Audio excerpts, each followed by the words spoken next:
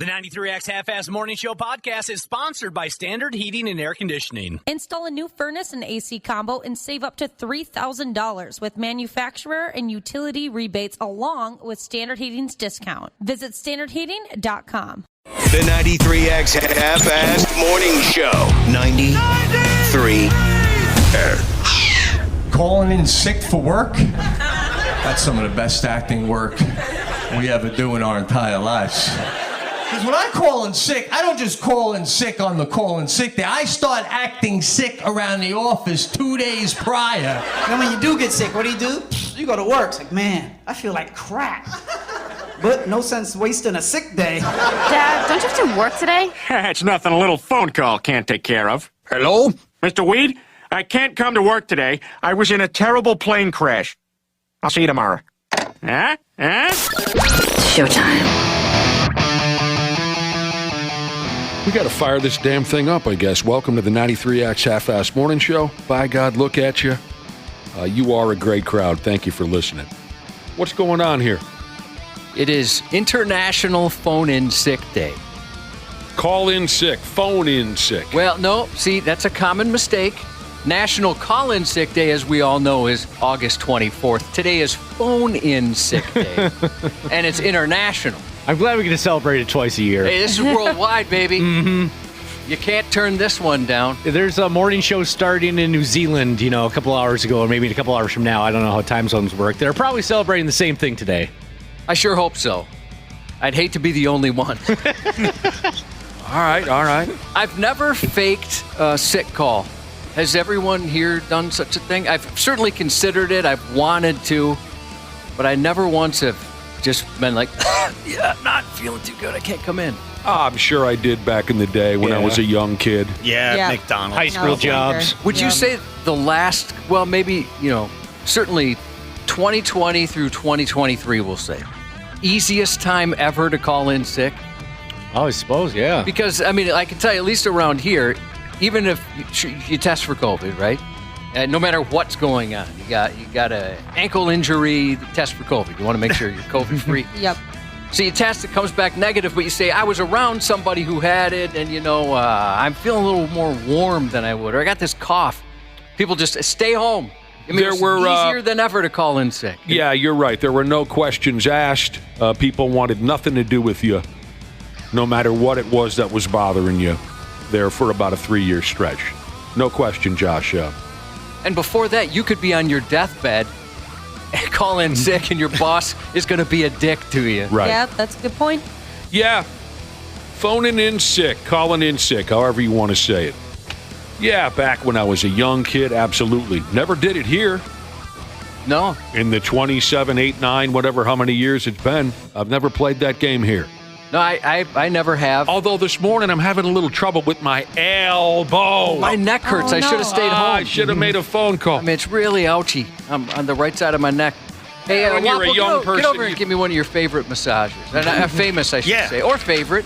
Just pick one. Ooh, favorite massage is different than famous. Is that code for sex in your household? It is. Is it? A buddy of mine, anytime his wife asks for a massage, he knows it's go time.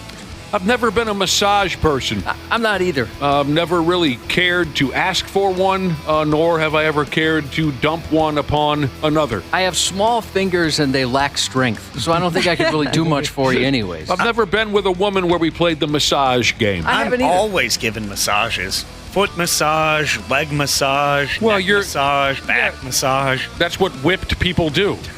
I'd prefer... No, it's just because I love her. Jeez. I prefer back scratches. All back scratches do Yes, rule. every night. It's like clockwork. You're kind of aggressive.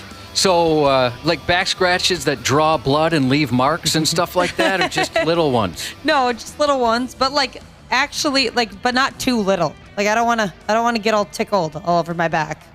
But just actually scratch it. It's itchy. I can't reach all of it. You should shower. That would help. Yeah, all right. Here we go then with phone-in sick day. Maybe some of you will take advantage of that bit. There's people saying that they have a system at work, One Good Eye Jesus being one of them, where you can just text in. Oh, don't even have to do the acting job. No, so I always thought it was great. I lived with a buddy, or he lived with me, I guess, technically. and he was a teacher. And when he wanted to call in sick, he would just call like an automated line and pick a substitute, and that was it. He didn't have to talk to anybody, didn't have to fake it, nothing. He had to talk to, and I thought that if I would have had that as a younger person, maybe I would have started calling in sick more. I do remember a time where, as a teenager, I worked at Blockbuster Video, and I called in sick, and my boss saw right through it, and this is what he said. I'm like, yeah, I'm not feeling well. I'm not going to be able to make it today. He goes, oh, man, such a bummer getting sick on 4th of July. I feel terrible for you. He had that one figured out. Yeah. You made it pretty easy on him. Yeah. And it was like a beautiful, sunny, and 85, just gorgeous 4th of July. Yeah, the only time, at least you and I have taken a sick day here, Nick, it was COVID, when we were told to. Yeah. Well, there was one morning I thought I was having a stroke. Oh, yeah. And then your testicles were twisted. My nuts fell off. That's true. I forgot about those. So I guess count me for 2 non-COVID related sick days in 30 years, 29, 8, 7. Do you guys know anyone who uses the exact number of sick days that are allowed at work? Because I think we have 6 here. I have no idea. I've never had that conversation. Yeah, I've got a friend, too. He's in the same boat. Same guy's a massage guy. Make sure he takes advantage of every available day off. Oh, yeah. So it's like, hey, you get 6 sick days this year, and he will use all of them. And does he map them out ahead of time, do you think? That's a good question. Plan a vacation. Conveniently schedule him for some 3-day weekends where he knows he's going to be up north or something? That's what some of my buddies do for fishing opener, hunting opener, stuff like that. Maybe you get to the point where you have a relationship with your boss where you just say, yeah, I'm going to be sick on the 4th of July. And then your boss is cool with it. Mm-hmm. Now, speaking of faking a sickness in order to miss a responsibility, I'm not even going to use this listener's name. And it's a Jesus name. That's how I don't want to sell this guy out because this kind of thing scares me. I went through jury duty, whatever it was, a year or 2 ago, and I hated it. So I'm not even going to dump this individual's Jesus name out there just in case. I don't want them to get in any trouble. But we have a listener who right now is faking a sickness in order to get out of jury duty. Oh, yeah. Good for you. I didn't have the, I don't know if you call it balls or what, but I never even gave that a shot, and I dreaded every single second of jury duty, as you well know. Good for you, man. I hope it works, for the duration. They just push it off, though, right? Isn't that the gist? All right, sorry, you're not feeling well. You got to come back at this time. Yeah, I can't quite remember now, but I mean, they'll eventually get you. But whatever. Ride it out as long as it lasts. Big Rig Fenders Jesus said he found out the boss never asked questions about diarrhea. If you mention diarrhea, no further questions. And so then I was wondering, Ashley, do women have an advantage if you just say, yeah, I've got some women stuff going on? Maybe if you have a female boss, they're not on it. But I bet if you said something to our boss, you could have as long as you want it off. No. Female bosses will look at you like, well, I come to work when I'm on my period. And I don't think a male boss would ever give you that time off. Boy, I don't know. I think I know our boss well enough where you'd be like, okay, whatever you need. Yep. Really? Yeah. Totally. Yeah, I think so. Yeah, I don't know. So many other people are, expected to show up. So I'm like, yeah. Here's Big Rig Fenders Jesus texting in saying, I've got a coworker that without fail, if they work weekend overtime, they will be, quote, sick at least one day in the following work week. Yeah, I know a couple people where I'm kind of surprised they are or were able to keep their jobs with the amount of time that they took off. I always thought, after, and some of you are saying, what about Ashley? I'm not referring to Ashley and her checkered attendance record around here, but I always thought if you take enough days off for any reason, the boss eventually says, look, goodbye. Mm-hmm. That'd be my fear, certainly. I know a couple guys who, man, they've got no fear. I'm also not a very good liar. The guilt would kick in. No, you're not a good liar. And if I was challenged on it, I would cave immediately. Man. What a hell of a deal. Some can get away with it, some cannot. My mom, her job, Yes? she could bank. Stop it. She could bank sick days and vacation days, right? They carried over, and so she retired. Shoot, I'll have to ask her. Oh, sure. They carry over until the day that you die. And so she worked at the same place for decades, and I swear it was like almost 6 months. It was somewhere between 3 and 6 months early she got to retire because of that. She had so many. That's cool. My dad was the same way. I think he had 4 months built up or something like that, but I think he got paid out for it. He got paid. Cool. I believe that's what All happened. right. Fair enough. Or he just retired 4 months early. Said screw it. It's good enough. Josh, we've been friends now for decades, right? Coming up on 30 years. Answer me something honestly now. And I know you will be honest. You always are. You just told us you're not a good liar. You crack under pressure. Look at me over here. I'm looking. Have I aged terribly? Aged terribly? Aged terribly. You mean recently or just in general? In general. No, I don't think so at all. I found something here that says, growing up on a damn busy highway, which I did, and you did too, Josh. Yeah, it wasn't a highway, but it was one of the busier streets in Minneapolis. I think I might be an example of how this next, the information I'm about to give you, I think I'm an example of, oh God, it might be true. Where Josh, you'd be an example of where it might not be true. Growing up on a busy highway can put you in an early grave. So check this out. The rest of you who grew up with constant traffic blaring in the background, check this out right here. A new study found too much traffic noise can literally kill you. Not quickly, it's a gradual process. Oh. Do you miss it at all? No. You don't? Okay. So like you said, I grew up on a very busy street, not a highway, but a busy street. And then one of the places I lived afterwards on purpose, it was a condo, and I wanted the side that faced the freeway. For whatever reason, I missed that traffic noise. Now, there was quite a difference between a freeway and a busy street, I learned, when you're trying to sit on the balcony. My God, during rush hour, you couldn't have a conversation. It was so friggin' loud. There was no sound wall, nothing. Yeah. It was no sound walls worse too. But every once in a while, and we were also under a flight path, so there's all this noise, right? And I don't even notice airplanes anymore. Sometimes we have people over there like, man, you get a lot of planes over your house. I don't even notice it anymore. So when you go up north, is everything just eerie for you? Like you don't hear anything? Well, yes, I know what you're saying. I don't travel a lot, but I have noticed that. The first time I really noticed that is at the time I lived, I think it was under a flight path in Shakopee. If not, we had a lot of planes going over. After September 11th, when all of a sudden I noticed there is no noise in the sky whatsoever. You'd hear like a low rumble of what I'd imagine was a military plane. Mm-hmm. But outside of that, yeah, I don't notice until it's gone.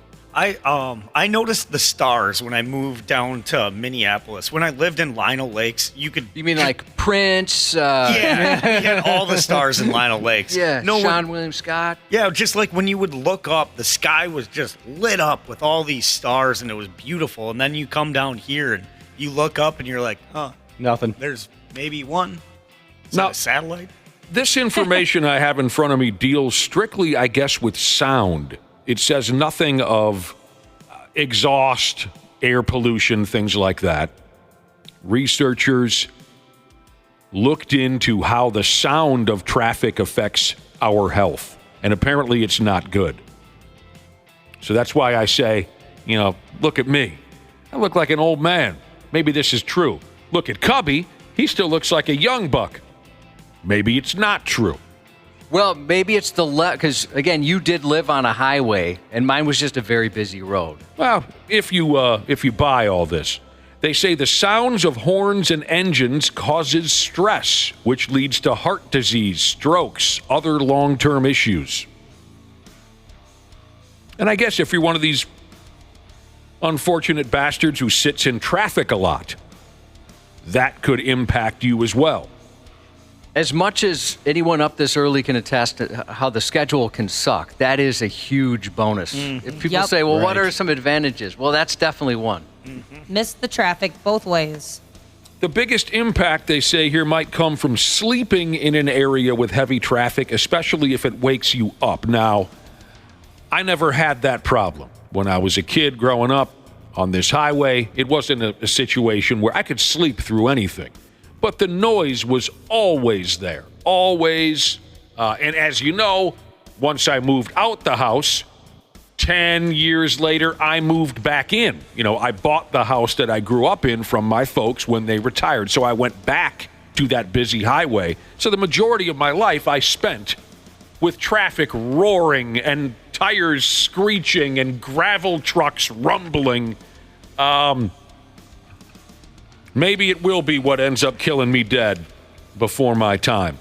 I always think about those movies where you see them living next to a train track or a subway. Word. The subway comes whizzing by, and then everything in the house is just shaking. You recently watched The Blues Brothers, did you? No, I didn't. Because, boy, that Elwood's apartment took a beating. Oh, yeah. Sure. But it's like, how could you live there? Just all that train noise and everything. Oh. Well, you get used to it. Oh, I don't think I could. Like Josh said about the airplanes. You would. I mean, it's just you're not used to it. My wife, there was a train track that ran basically right through her backyard. There's a train that pretty much runs on Dana's mom every night. Oh, my God. It's not even 6 a.m. No, that was awesome. I'm sorry. People have been texting stuff about my mom, and I'm lashing out. I've told you before, Dana, I've cornered him in the hall and said, hey, is it okay if I do this? Because I can't go after my mom. That'd be creepy. And I've told you multiple times, it's A-okay. It's funny. So traffic noise. That's what they're trying to tell us. Add stress. You get sick more often. Okay, I almost never get sick. Accelerated aging. I turned gray pretty early. Yeah, you did. And it ain't even gray. It's white. You know what I mean? But I was going to bring this up. When you first started this, I would say you've looked better as you've aged. With the white beard and goatee. Well, isn't he the sweetest little sumbitch over there? Interesting. Appreciate that, Wapple. High blood pressure. It's noise pollution, Josh. Rock and roll ain't noise pollution, I'll tell you that much right now. 1980, the record Back in Black, the band AC/DC. Yeah, So- I'd heard that, it is weird that this study doesn't mention some of the pollution, right? The exhaust and stuff like that. But I have heard noise pollution or even light pollution can be bad to you. It's weird. Everything's bad for you. Light pollution. Maybe add pollution to whatever it is and it's going to be bad for you. Of course. I don't know. I mean, you asked me earlier if I miss it. Absolutely not. When I moved out, what was that, 5-6 years ago, to my current location, the first night I spent on that new property, I just sat outside on a lawn chair and just enjoyed the near quiet. I'm not in the boonies by any stretch, but it was near quiet, and that was good enough for me. I do not miss that noise and other things. When we were kids, if a dog got loose, there was about a 80% chance that it was going to be killed. It wasn't, oh man, the dog got loose. Hey, Mom, can you? Yeah, I'll finish the dishes and then I'll go. It was, you better go find that dog right now, or a semi-truck was going to turn it into jelly. You know what I mean? Living on that busy highway, there were a lot of things that were. We lost a dog. Same thing. Oh, Christ, we had a dog, a cat, a cousin, all got killed on that highway. Kidding about the cousin. But, yeah, there's a lot of stress, I guess, involved in being. And, I mean, I'm telling you, if you lost your balance on our front step, you might end up in the highway. That's how on the highway this property was.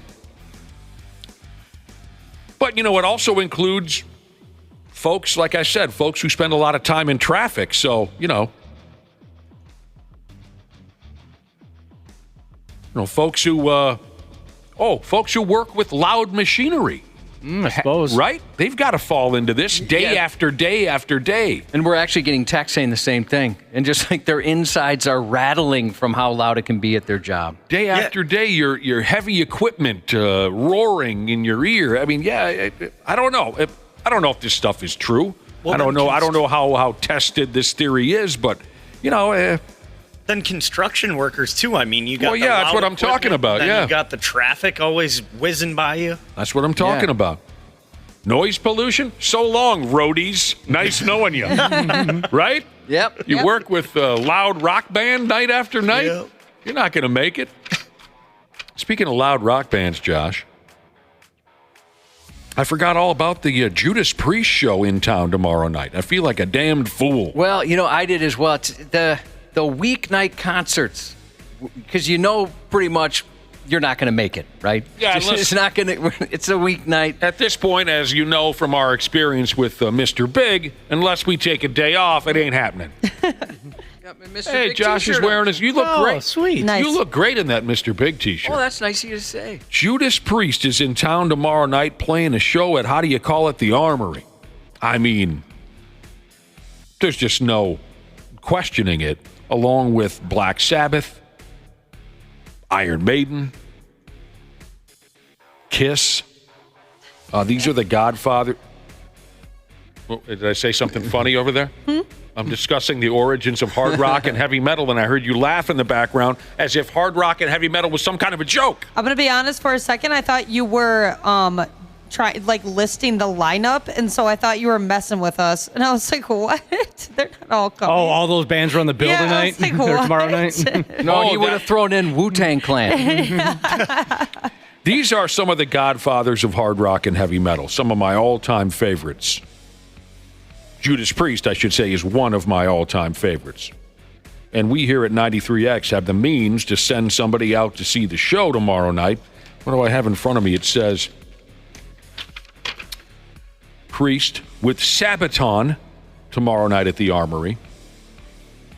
Now, you can go make a phone call to the Armory box office, but we'll have a couple more shots to win today and tomorrow after 2 o'clock with our after 2 o'clock guy, Pueblo. Pablo, yeah. Pablo. After 2, so be listening for that. Oh, and then later on today, Josh has some Megadeth tickets. Your chance at Megadeth tickets. At the Armory. Also, they can draw a cool band. All the acid rock, we've got it covered here. I've only seen Rob Halford in concert once. Unfortunately, it wasn't with Judas Priest. It was the band 2. When he was doing that little deal. I saw him, and I remember that act. Yeah. I still want some kind of an explanation as to all you came up with for the band name was 2. Yeah, I don't know how that happened. And then he had another side project, which was terrific, don't get me wrong. Fight. Yeah, Fight was great. Except, again, I thought, that's all, Fight? That's all you could... But Rob Halford is a living legend. I'll tell you this I mean, much. you came up with Judas Priest. Maybe he's just like, I came up with Judas Priest. Right. Leave me alone. What else do I need to do? Is there anything else I can give you? Playing with house money at that point. Whether you know or not about Judas Priest, I'll just tell you this. The first time I heard the song and saw the music video, it happened simultaneously back in the days of music television. The first time I heard the song Painkiller, I also, saw the video. I was watching MTV, and I thought I was going to have a seizure. It's one of the most incredible, but most overwhelming songs you'll ever listen to. Painkiller. I wish we could play it. Right. Wouldn't that be great? Yep. Yeah, if only a radio station had the capability of doing such a thing. And I thought we were going to have that ability today. Unfortunately, something came up. But So Priest is in town tomorrow night. Be listening for your chance to win.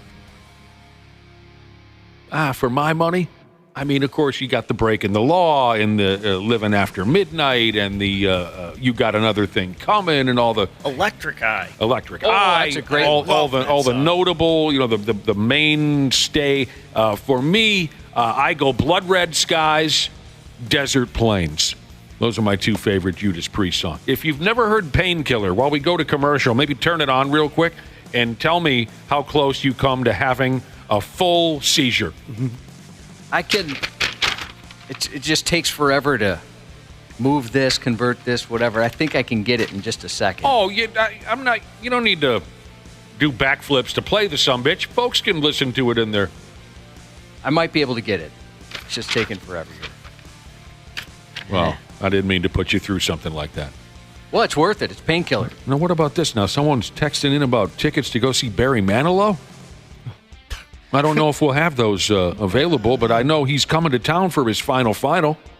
I've seen Barry Manilow in concert before. It was wonderful. I know a couple of ladies who are big fan of Lowe's. Mm-hmm. Big time.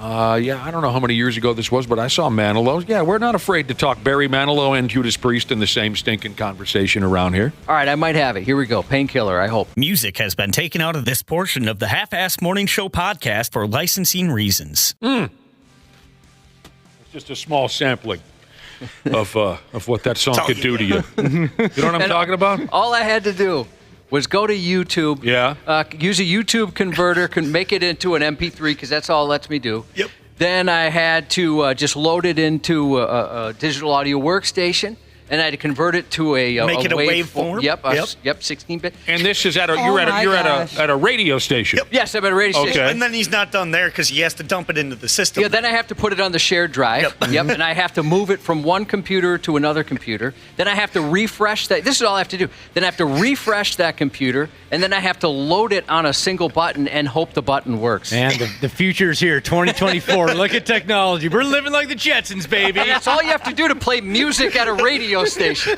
Christ almighty. Look at the guy over there. He's sweating. Faster than a bullet, he said. Josh needs a Gatorade. Hit the showers, Josh. You put in a good shift today. It was worth it. You've heard us, you hear us bitch about this a lot. And you probably think, some of you probably think we're kidding.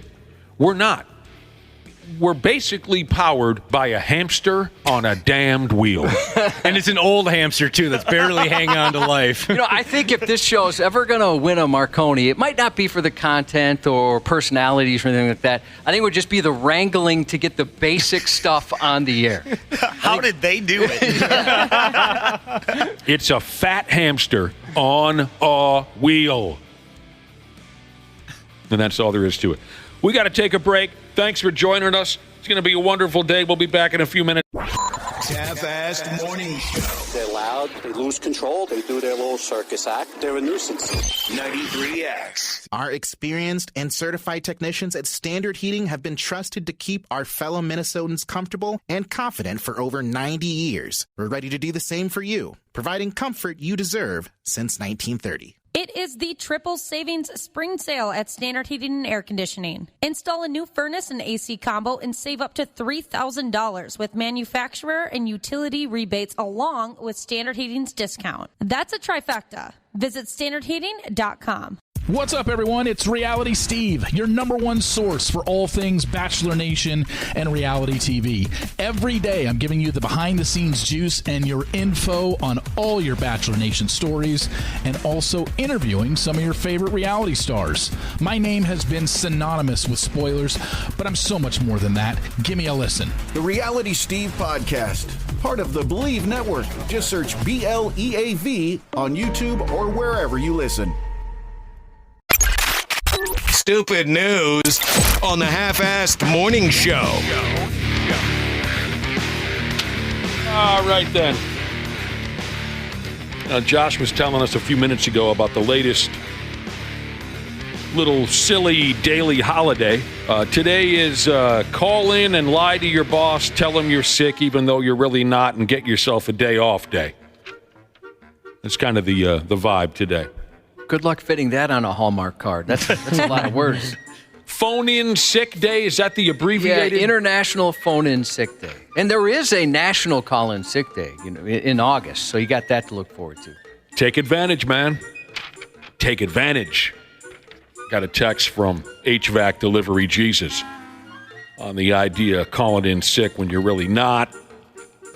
It sets you up for some headaches, because then when you really are sick, no one's going to believe. So here's what H-Back Delivery Jesus said. Not that he has a track record of faking sick calls. He just simply says, I was legitimately sick the day after the Super Bowl 10 years ago. Oh. I called in sick, and my coworkers still bust my chops about it. It was 10 years ago, he says, and they still effing bring it up.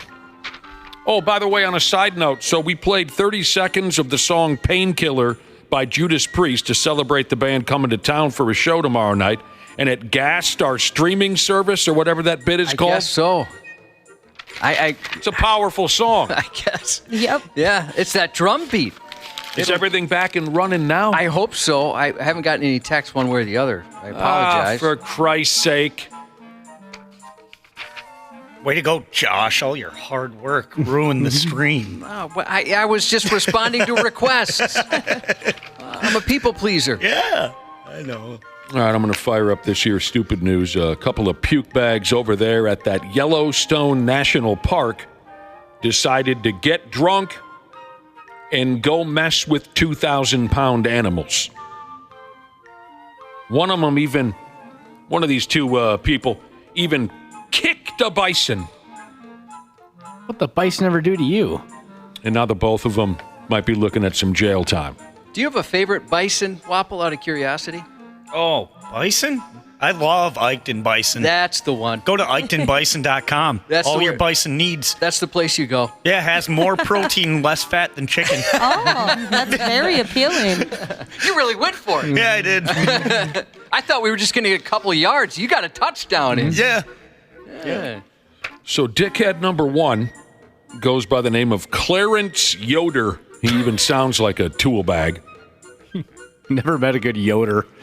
Clarence Yoder. He's 40 effing years old, from Idaho. He upped and approached a herd of bison at Yellowstone National Park last week in an obvious attempt to release the tension he feels inside over being a complete jagoff and to kill the pain from never, ever getting laid. He went ahead and kicked the bison. I mean, like you said, that's a 2,000-pound animal. They are not small. If you've seen one in person. Nope, they are ginormous. I mean, you can certainly tell in picture, but if you see one in person, they are gigantic. They don't play games, Cubby. Heck no. They're not known for having a sense of humor. Not that I'm aware of. So witnesses... They're known for having less fat than chicken. Witnesses called the cops. This Yoder was arrested and charged with being too drunk, disorderly conduct, and disturbing wildlife. Yoder's skank lady friend, a 37-year-old gal called McKenna Bass, was also arrested for DWI and disturbing wildlife. Yoder did come away from the deal with minor injuries, so thankfully the bison must have kicked him back or something like that. He's lucky the damn thing didn't stomp his guts out his ass. Yeah, this seems like the type of story that would be read at his eulogy. You wouldn't think you'd make it back from something like this. There are rules at the how do you say that? At the park. There are rules at the park to protect idiots like these two. Stay more than 25 yards away from all large animals. Bison, elk, bighorn sheep, deer, moose, coyotes. Stay at least 100 yards away from bears and wolves, unless you know double karate. I suppose even if you do know double karate, they'd like you to stay a fair amount away. Back a couple years ago, a bison gored a 47-year-old woman who was visiting the Yellowstone setup. That gal was all effed up. And back in August of 1999, Rhino gored Taz on an episode of ECW Blood and Guts.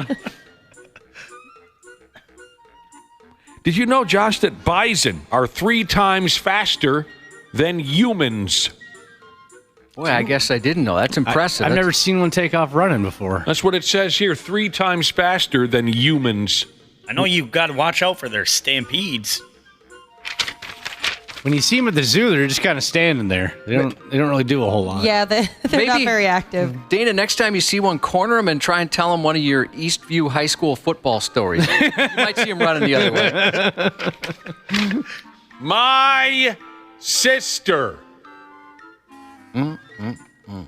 has a terrible fear of buffalo. Really? How does Yes, that happen? she does. Was she chased by one as a kid? If I remember correctly, when she was a little kid, our dead grandparents took her summers that had buffalo running free. And she was just a tiny little kid.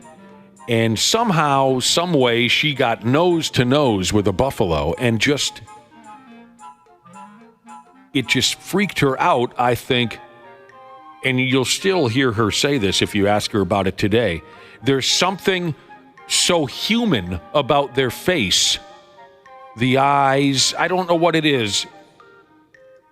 It freaks her out. Almost as if she has a deep down belief that buffalo are reincarnated humans. I can't remember. But maybe it's the same feeling I have for gorillas that I've mentioned. They just look so sad at times. They're very human-like. Yeah. Let me look up a picture of a buffalo, and then maybe it'll remind me what it is about their face. It's their faces in particular that really freak her out. By the way, so get now, scared by cows? 50 years later, she still has this fear. I'm sorry, what? Does she get scared by cows? I haven't heard her make any mention of cows. Thank you to the brother and sisterhood. Looks like the streaming is back up.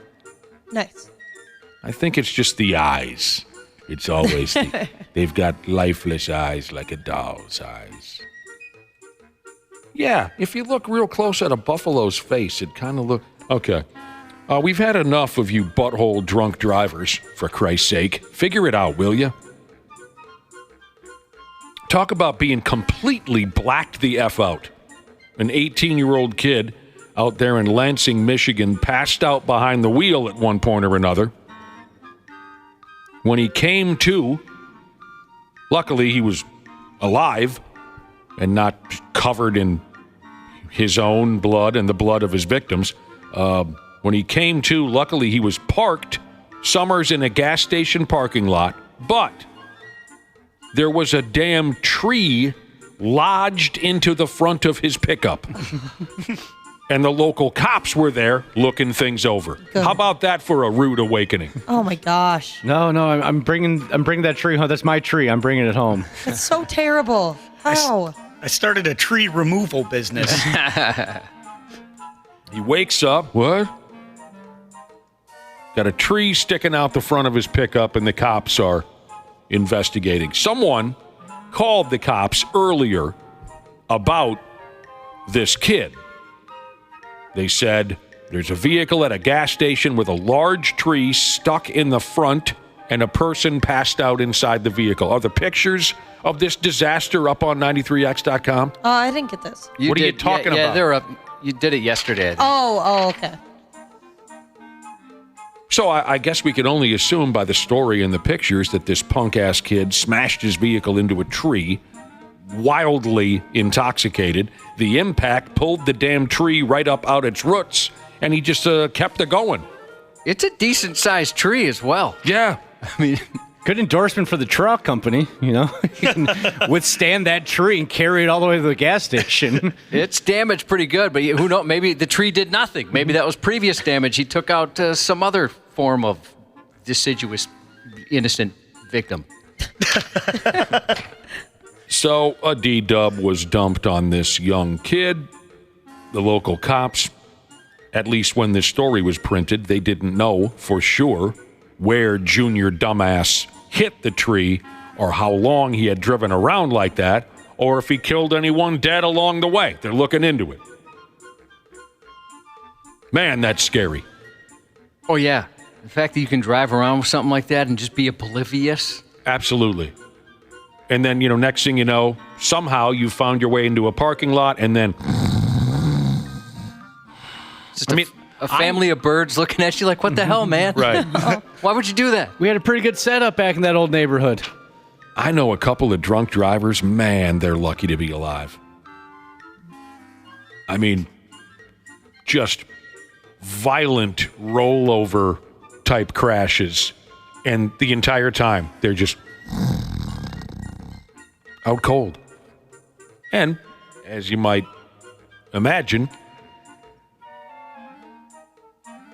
the paramedics and cops say that's the only reason why they're alive. Because they're passed out. I've heard that before. Is it like that cat falling out of a tree thing? Yeah. They're so loosey-goosey that, it's just completely unconscious, and you're going 75 down the friggin' interstate. Maybe next time we have our trooper in, we can ask some stats, but it does seem like you see just a terrible story about a drunk driver, and the drunk always survives, it seems like. Other people don't for whatever reason. And these people that I'm referencing, luckily they didn't involve anybody else. They just rolled themselves over 1,000 times going 75 miles per hour because they're beyond hammered. On a side note, you might get a kick out of this here, too. Another drunken clown for you. Somewhere's around Nashville, Tennessee, a 25-year-old dude named Brian Berninger. He was involved in a car accident with injuries. When cops arrived at the scene of the crash, he showed signs of impairment. They put him in the back of an ambulance where he made a brilliant statement. He told the cops, "Look, I didn't drink to get drink." I didn't. I didn't drink to get drink.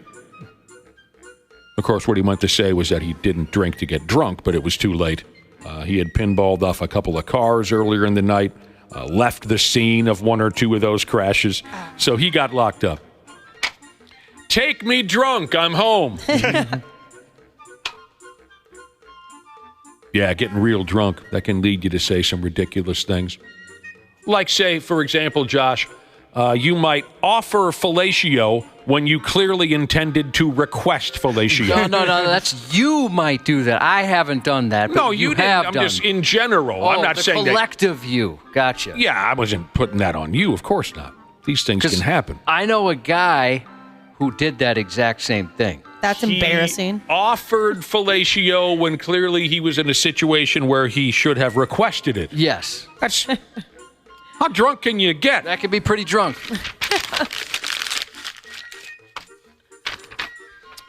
How about this here now?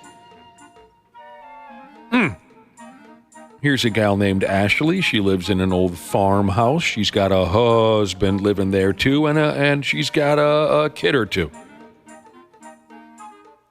One of her little kids kept telling mom and dad. The little kid kept saying there are, quote, monsters in the walls of her bedroom. Mommy? Yes? I can't sleep. What's the problem? There's monsters in the wall. Of course, the grown folks thought it was typical kid nonsense, right? Mm-hmm. It wasn't. They finally cracked open one of the walls. And inside, they were horrified to find a 105-year-old man living in the walls. No. And he had been listening and watching the family's every move through the walls. They estimate that the guy had been living in the walls of the house for about the last 6 years. No way. I'm kidding. None of that happened. None of that happened. When they cracked the walls, there were 50,000 bees living in the walls. Oh, that might be worse. It's not worse. There's no way that's worse. Sorry, I just had to mess with you a little bit. You bought it for a second there, didn't you? Well, yeah, I've heard stories about that. You've heard stories about that? Someone living in the walls of places, yeah. Walk around the walls. Saw a documentary about a guy who owned a hotel, and he had this complete system set up where he could walk through the walls and spy on people. Are you thinking of Scooby-Doo? Yeah, I mean, that's a little different. That guy had like an elaborate attic with chairs and things. I've seen one movie where a kid was living in the walls. His name was Bad Ronald. Oh, you've talked about that movie before. I love talking about Bad Ronald. It's one of the most fascinating effing movies I've ever seen. So sorry, I wanted to scare you there for a second. Really? But still, when they cracked open the walls, there were 50,000, what they call here, Josh, honeybees living in the walls of the house. I'm always amazed that they can tell you how many they were. I did get exhausted after maybe getting to 30 or 40, and I don't know, there's a lot. Maybe that's just it. There's 50,000 in there. It has to be. 51, 50. 2. Oh, I lost track. All right. 1, 2. Ashley, the mom, made one of those TikTok videos to tell folks all about this experience. She says, what nightmares are made of. Someone else said, like something, and never saw it, but maybe you have, like something out of the 1992 horror movie Candyman. Oh, I did see Candyman. Never saw it. I don't remember thinking it was all that great. No. But maybe I'm misremembering. Kind of cheesy. The new one is pretty good. So a beekeeper removed 20,000 bees and 100 pounds of honeycomb from the wall on day 1. He found the queen bee. He was safely able to relocate those 20,000 bees. On day 2, the bee man hauled out another 20,000 bees, and he sealed up the wall. The word is it likely took the bees about 8 months to create their setup there. Ah, man, they put in a lot of work. Then they found yet another colony with a queen somewhere else in the house. So bee guy had to come back and do it all over again. The infestation left their house dripping with honey like a giant biscuit, is how the story puts it. The walls dripped like blood. Thousands of bees died in the removal process. The folks who lived there had to walk around the house wearing boots because of all the crunchy dead bees on the floor. Dude, I could not handle that. Nope. That's why I hate June bugs. Ugh. So squishy. Just the noise. They're crunchy. Yeah, there's like the crunch and squish. It's a good combo. Yeah, and then they're so loud when they fly. My uncle played a trick on my brother and I when we were kids. He put June bugs in our popcorn. Oh, that's not right. This blows. This family's insurance company said they wouldn't cover the damages. $20,000 in damages, I believe it ended up being. The insurance company won't cover it because it, quote, doesn't have anything to do with the house, whatever that means. Bees, dude. 50,000 of them. So the kid wasn't an idiot after all. There was something in the walls. I wish it would have been that 105-year-old man that I made up. I wish it would have been that. That'd have been incredible. So do they sell the honey to try to pay for damages? I don't know. What goes on there? I don't know. I'll take some honeycomb. It didn't say anything about jarring up the honey, Wapple. Missed opportunity. I don't know if I would have the patience or the energy for that. You don't want honey and asbestos? Oh, I'm just saying. If my house was infested with insects, I'm looking at a $20,000 bill. I don't think I'm going to spend all day scraping honey into a jar. You know what I mean? I'd be stepping on every bee I could find, and then I'd make it my life's mission to get every bee that I saw. There's one jar of honey. If you follow this here program, you already know that I hate puns. And Josh over there, my life partner, he's a full-on pun slut. I love the clever ones that you're not expecting. So does everyone remember Josh was telling us that he read a story the other day that was so overstuffed with puns that even he couldn't handle it? That's when you know it's overloaded. I have that story in front of me. You just want to hear it? Yes. Mm-hmm. I'm going to go ahead. And I didn't do a lot of editing. I just thought I'd let her buck as natural as possible. I didn't want to miss anything. Yeah, I was hoping you wouldn't, just because it's. How quickly were you annoyed? Because it didn't take me very long. Immediately. It says here, it's not every day that a fish gets saved from becoming roadkill. Of all the creatures you would expect to find on a busy Texas street, a catfish is most likely not one of them.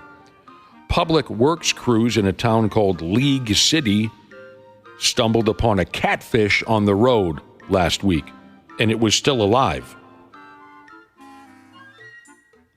Oh, Jesus, here we go. Yeah, it's starting. Here we go. Upon discovering the Fishmas miracle, the crews worked efficiently to rescue the catfish. And the city wrote a lot of these puns. They put them on social media, those pricks. Detailing the fishy incident. Photos shared by the city show the whiskered freshwater fish covered in dirt and gravel. There it was, flopping. Once they were able to safely transport the fish, crews released it back into the water at a nearby pond. Okay, no puns in there. It's unclear where the catfish came from, how it ended up on the roadway, or how it managed to survive. Oh, they must be done with the puns then, right? Because that's 2 sentences in a row where there were no puns. Oh, no, there's plenty. All right, I'll keep reading. The city wrote this on stupid social media. Public Works crews took an opportunity to help an animal in need. And we don't think it's debatable that the finale of this story is a happy one. And then they said, okay, no more puns. We are officially finished. Oh, no. It's too much. Yeah, that's way too Stop. much. Well, see, they were done. But then locals had to comment on the story, right? And locals said, sounds like the rescue went swimmingly. On a scale of 1 to 10, I rate this post an 11. And somebody else said, I was hooked from the start. You did real well. Oh. Do they have like a pun quota they got to match at that news outlet? Yes. God, that sucked. I know. Coming up at the end of the month, I got to get my puns in. That sucked.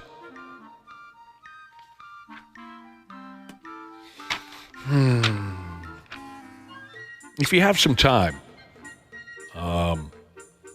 Andrew Dice Clay released an album in 1990 called The Day the Laughter Died. It's a legendary comedy record. These days, it will be considered horrible, horribly offensive and everything. I'm just telling you. From 1990, he released a record called The Day the Laughter Died. He does a great bit on the catfish. Okay? If you want to look that up sometime. Great, great bit. Well received by the crowd. He did an entire routine on the catfish. Dice fans know what I'm talking about. We've seen a couple characters like this here once or twice before. A dude who went ahead and rented a billboard to try and finally get a piece of ass. How would you, if you drove by one of those, Ashley, let's just say Lindahl left one billboard in town somebody else could use. Mm-hmm. Would that do anything for you? Would you think, I'm kind of intrigued by this gentleman? Yeah, I think so. You would? Yeah, that's kind of adorable. $400 a week he pays for a billboard that mentions marriage and karaoke. Al Gilberti is the name this one goes by. He's 70. Al is down there in a town called Sweetwater, Texas. Al says he says he's got all the local cougars all amped up. He's fielded over 400 calls and 50 electronic mails in just the last 2 weeks of his billboard being up in town. The billboard shows a picture of old Al. The wording says, lonely male can relocate Sweetwater. I don't know what that means. He also says, seeks female, marriage-minded, enjoys karaoke. I don't know if you should have started it off a lonely male. That's kind of a red flag right there. That's pretty obvious, the fact that he's, bought a billboard. Dude, you're on a billboard for your Tinder account. Pathetic guy. How about that? Would that be better? Sex-starved. Last hope. By putting up a billboard, it does show that he's at least got enough money to buy a billboard. True. I don't think those are cheap. Well, $400 a week, I said. Oh, okay. Still, though, I mean, that's good money. That's a lot. Yeah. He used to be married, Al was. But here's the boner killer. The majority of the calls he's gotten so far have been scumbags looking for his money. Sad. Speaking of money. Yeah, I would assume you open yourself up to that. I would also assume it was a scam of some sort. The majority of women, he says, that have called so far were asking him to help pay their bills. Yeah, no thanks. But he's hopeful. Oh, for Christ's sake, Al, don't be a putz. He says, I would move as far as the United Kingdom if it meant he found the love of his life. Dude, chill out. What the? Come on, Al. Have a little effing pride. Here's more on Al from what he's looking for in a partner. I'm looking for someone that's slim built. You can tell he's an older guy. Kind of ladies you looking for? I like a one with a slim build. He wants a woman who is wise. I want someone loyal. I want someone honest, sincere. And tig old biddies, he said. He didn't say that. And a fat-ass dumper. This dude's cool now. He says, I like C-section scars. No, he didn't say any of that. He says as to what he can offer a partner, he's a good listener, he's open-minded, he's got a few bucks in his pocket. He says he's in shape. I was with someone that was 26 years younger, he said, so he doesn't mind a younger lady. None of us do we, guys? Ba-da-da-da-da-da. Somebody please have sex with Al. He's about to bust a spring over there. You know what I mean? Anyone here ever dish out pity sex or been the recipient of? I mean, I think that one's going to be a little easier. Yeah, probably. I don't know. I mean, we didn't really put a label on what kind of sex it was we were having. Pity sex, on either end of it. Yeah, either side. Don't know. Yeah, I don't think so. You think so? I guess I'm not sure how I really felt in the moment, but I don't believe I've ever just felt like, poor guy. He needs I this. should lay him. Yeah, no. I don't know, Josh. Do you know whether or not you've... I mean, of course, your level of self-confidence, you're about to say, well, anytime a woman has sex with me... No, I actually wasn't going to say that. I don't think so, but now I'm worried. My instinct would say, no, I don't think I've ever had any, but... What do you care, really? Yeah, you're right. At this point, who cares? I mean, I know there's times with, like, my wife where it's definitely more for me than it is for her. All right, if you want to, fine. Get it over with. We got stuff to do. Hurry up. I suppose now that you bring it up and I'm thinking about it, I have in the past read it on a woman's face, and these were regular girlfriends. You know, we were having regular sex.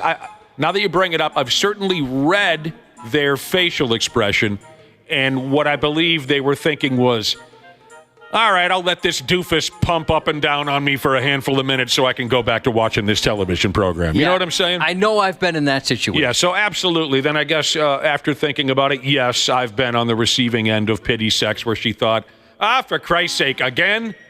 Well, I'd rather just have her say ahead of time instead of like during, like, well, we already started at this point, but just tell me that you're not interested at all.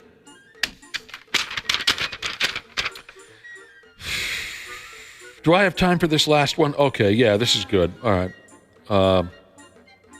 Here's a couple with the mindset that they are smart and everyone else is just dumb as a box of... they got themselves arrested for trying to cash in a fake $1 million lottery ticket. Morons. I don't know how you didn't get away with that. They barely check those things. They'll just hand that $1 million right out. Yeah. All right, $1 million bill coming right up. Kira Enders and Dakota Jones are the names of these culprits.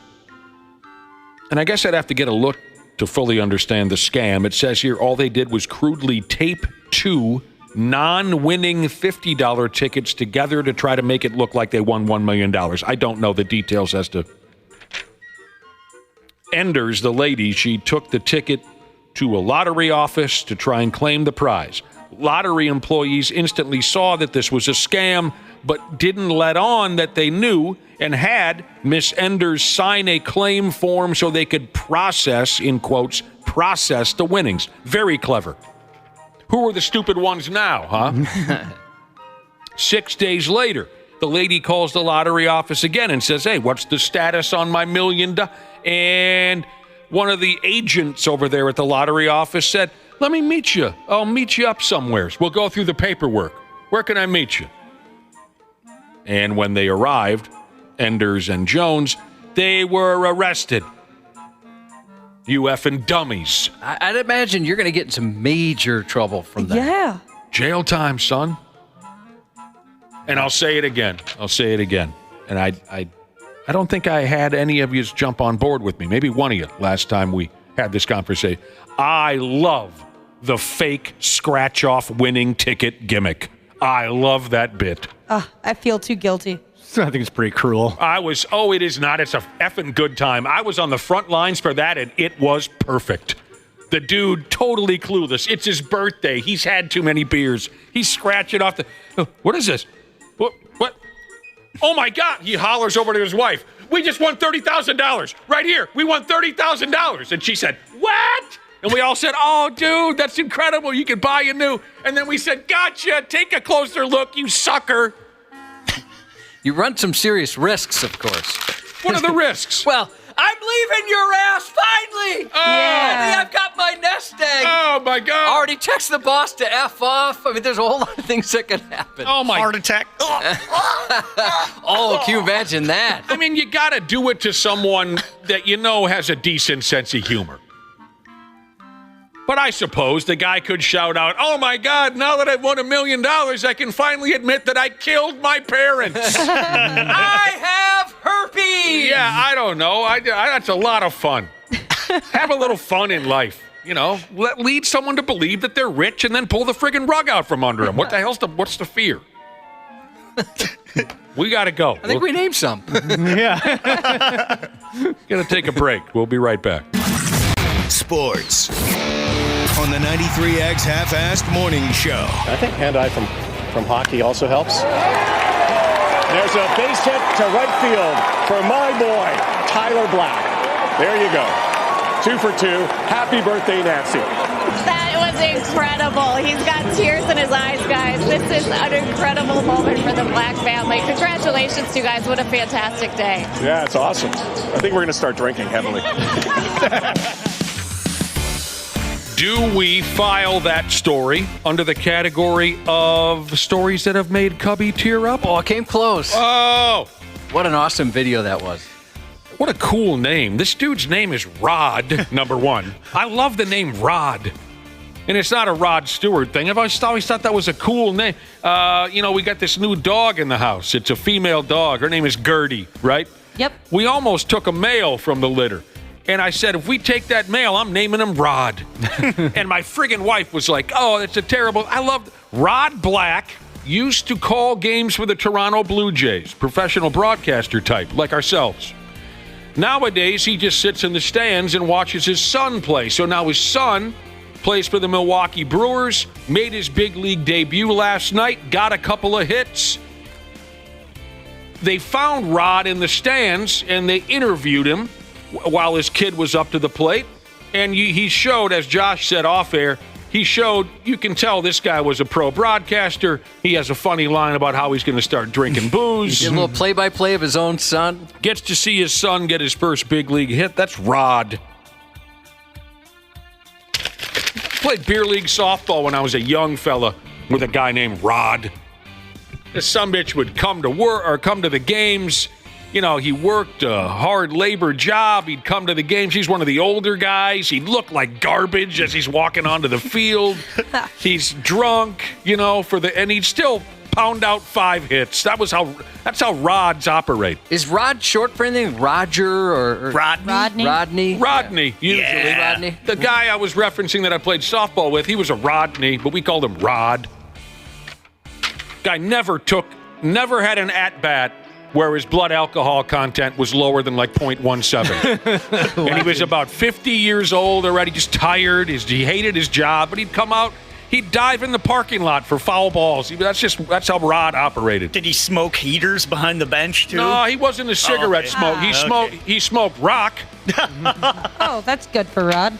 Real quick, Josh earlier talked about pity sex. Have any of us been on one side or the other of pity sex? It was fun. Got a text from Mouse and Cheese's Jesus. He said, I've dished pity sex. He's dished it. He's delivered pity sex. Here's the situation. He said, she was in a bad mood and didn't want to go to work. I banged her. She got in a good mood. She went to work. I stayed home and played Red Dead Redemption. Oh, hell yeah. That sounds awesome. Good day right there. Yep. Twins got another late inning win last night over Chicago. Someone tells me now that Bally Sports North isn't going to play the Twins. I'm tired of this crowd. I guess we'll find. That sucks. Maybe Randy Shaver knows something about it. I don't get it. We'll talk about the hockey and the basketball. Josh's news is coming up. Half-assed morning show. They're loud, they lose control, they do their little circus act. They're a nuisance. 93X. Our experienced and certified technicians at Standard Heating have been trusted to keep our fellow Minnesotans comfortable and confident for over 90 years. We're ready to do the same for you, providing comfort you deserve since 1930. It is the triple savings spring sale at Standard Heating and Air Conditioning. Install a new furnace and AC combo and save up to $3,000 with manufacturer and utility rebates along with Standard Heating's discount. That's a trifecta. Visit standardheating.com. John brings his skewed sense of humor. Jeff brings tips to cut strokes off your next round. Together, it's those weekend golf guys. They'll pay a lot of money to PXG and Titleist and Callaway and on and on and on, right? How many yards do you think you're going to pick up with that extra driver? I think I can get an extra 5 to 10. What if I give you 15 to 20? You pay me more. Jeff Smith teaches on the sliding scale. Those weekend golf guys, the podcast, part of the Believe Network. Just search BLEAV on YouTube or wherever you listen. Half-assed morning show. 93X. French bulldogs in general can go for thousands of dollars. They are very popular animals. It's really unfortunate that she's out walking her dog, and as most people know, dogs are family. She was stolen right from her. Got to follow up with some good news about a dog stolen from a woman during a St. Paul robbery. They found the dog. According to police, a woman was walking with her French bulldog, Boston Terrier mix Clementine, just before 4 p.m. last Wednesday, when 2 men reportedly pushed her down and took the pup. In response, the St. Paul Police Department put out a public appeal to find the missing dog. Then, Friday afternoon, the department announced on X that Clementine had been found safe and returned to her owner. A police spokesperson said she was found about 3 miles to the southwest of where she was stolen. So far, at least one 18-year-old male has been identified in that case. I'm so glad that they found the puppy. How do you sleep at night knowing, today I went out and I stole somebody's dog? Yeah, not just that, but, you had to bring a buddy with you and knock down this poor lady. Right. I wouldn't give you a dime for a, how do you call the name of that dog again, Josh? A French bulldog? I wouldn't give you a dime for a French bulldog. But if you had a British bulldog, I would spend quite a few bucks. The guy who allegedly stole the dog, he apparently tried to sell it to some dude for $700. And the guy, whoever the guy was that was going to buy it, noticed, hey, I recognize that dog from the story. So freaking television news, man. Yeah. He's like, probably social media, actually. But he recognized the dog and was like, I'll get back to you on that, and alerted the cops, and that's how they found him. That's awesome. Good for that person. I can't also imagine asking a buddy to help me with something like that. Hey, what should we do today? I don't know. Want to go shove over an old lady and steal a dog? Yeah, all right, I'll go along with that. I kind of picture those type of guys thinking, that'd be an easy sell to those types of guys. Sure. Mm-hmm. A woman was left seriously ill after drinking coffee from a vending machine in a Spanish airport, only to discover it wasn't just Folgers in her cup, it was also brimming with insects.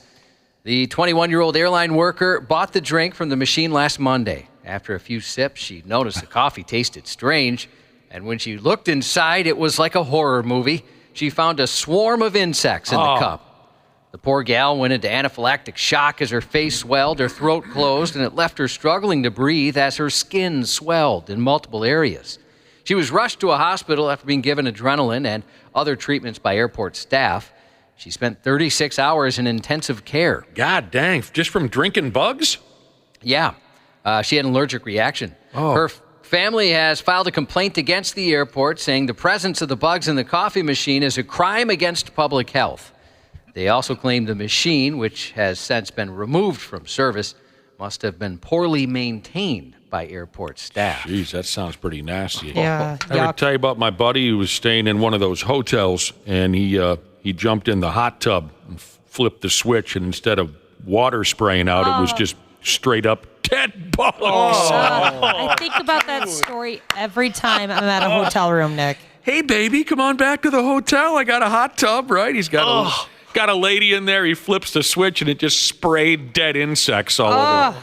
Yeah, that'd be a mood killer for most people. I love that.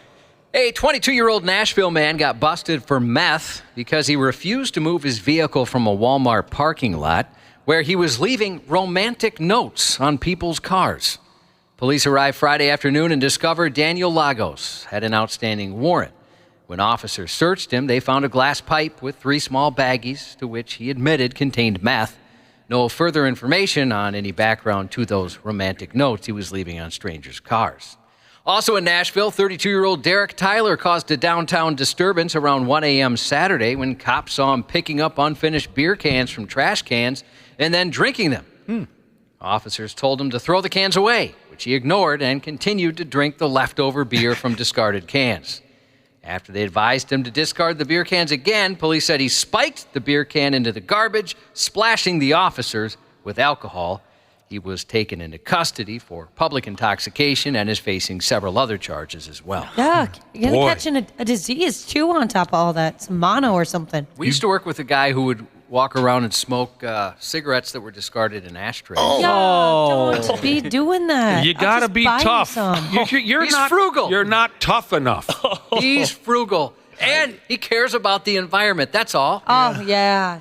Downtown Detroit, I saw a guy drinking beers off the sidewalk. Big party going on. There was a Kiss concert in town, so folks are walking around drinking beers and putting them down on the sidewalk and then walking away from them, and it was real hot that day. Oh. So I was watching this poor bastard drinking up, 130-degree beer up off the sidewalk. Yeah. I'd just be worried there was something else in there, That'd be my fear. Like some spuzz or something? Yeah, maybe spuzz. Spit. Or spuzz light, I guess. If somebody ashed in there or spit in there or had a booger or something, I don't know. I'd worry about something like that. Oh, boogers. Gum. It's common knowledge drinking too much can lead to bad things, but sometimes it only takes less than 3 beers to derp yourself into trouble. An alleged thief left half-drunk beers at a scene of 2 homes burglarized in St. Peter, and that's how he got busted. Prosecutors say a homeowner and his wife woke to find a large cut in the bottom of their kitchen screen. Around their St. Peter home, the cabinets, drawers, and dressers had been rifled through, and about $350 in cash and $8,000 worth of jewelry were missing. In a basement bedroom, the homeowner found a half-empty bottle of beer he'd opened and drank about half of it, and investigators swabbed the bottle for evidence. Charges allege the same beer lover also burglarized a second St. Peter home in the overnight hours that same evening. According to the criminal complaint, 2 open beer bottles were left at the scene of the second alleged burglary, too, which happened about 2:30 a.m. Police obtained a search warrant for his DNA and determined the swab on the beer bottles from both homes matched his. The 23-year-old Eden Prairie man was identified and charged. Was it a BYOB robbery, or he just swiped it out of the folks' fridge? It didn't say specifically. I'd imagine he was getting it from their fridge, but, I was like, we've got young kids in the neighborhood that hang out at our house, and we find it's always half-drunk Gatorade bottles, half-drunk, glasses of water, stuff like that. They leave everywhere. This guy's 23. Why not just finish one and then move on? It's weird that I'm focused on that. I just gave you an insight into what I deal with at home all the time. Yeah. You're aggravated. Day in, day out, you're cleaning up after ungrateful kids. I can't figure it out. Why are there 3 half Gatorades here? Mm-hmm. My mother used to yell at us for that all the time, Josh. So you can talk to her. She can help you through it. She's got some tools Yeah. that'll help me get through this. A San Pedro, California man was arrested after he drove around Orange County setting trash bins on fire. Multiple reports of trash can fires came into authorities about 1:45 a.m. Thursday. Those fires seemed to be set at random, and after they were extinguished, Costa Mesa Fire and Rescue determined they were the result of arson. Hours later, about 6:50 a.m., officers were called to investigate another trash fire. Detectives identified the suspect and his vehicle by using an automated license plate reader.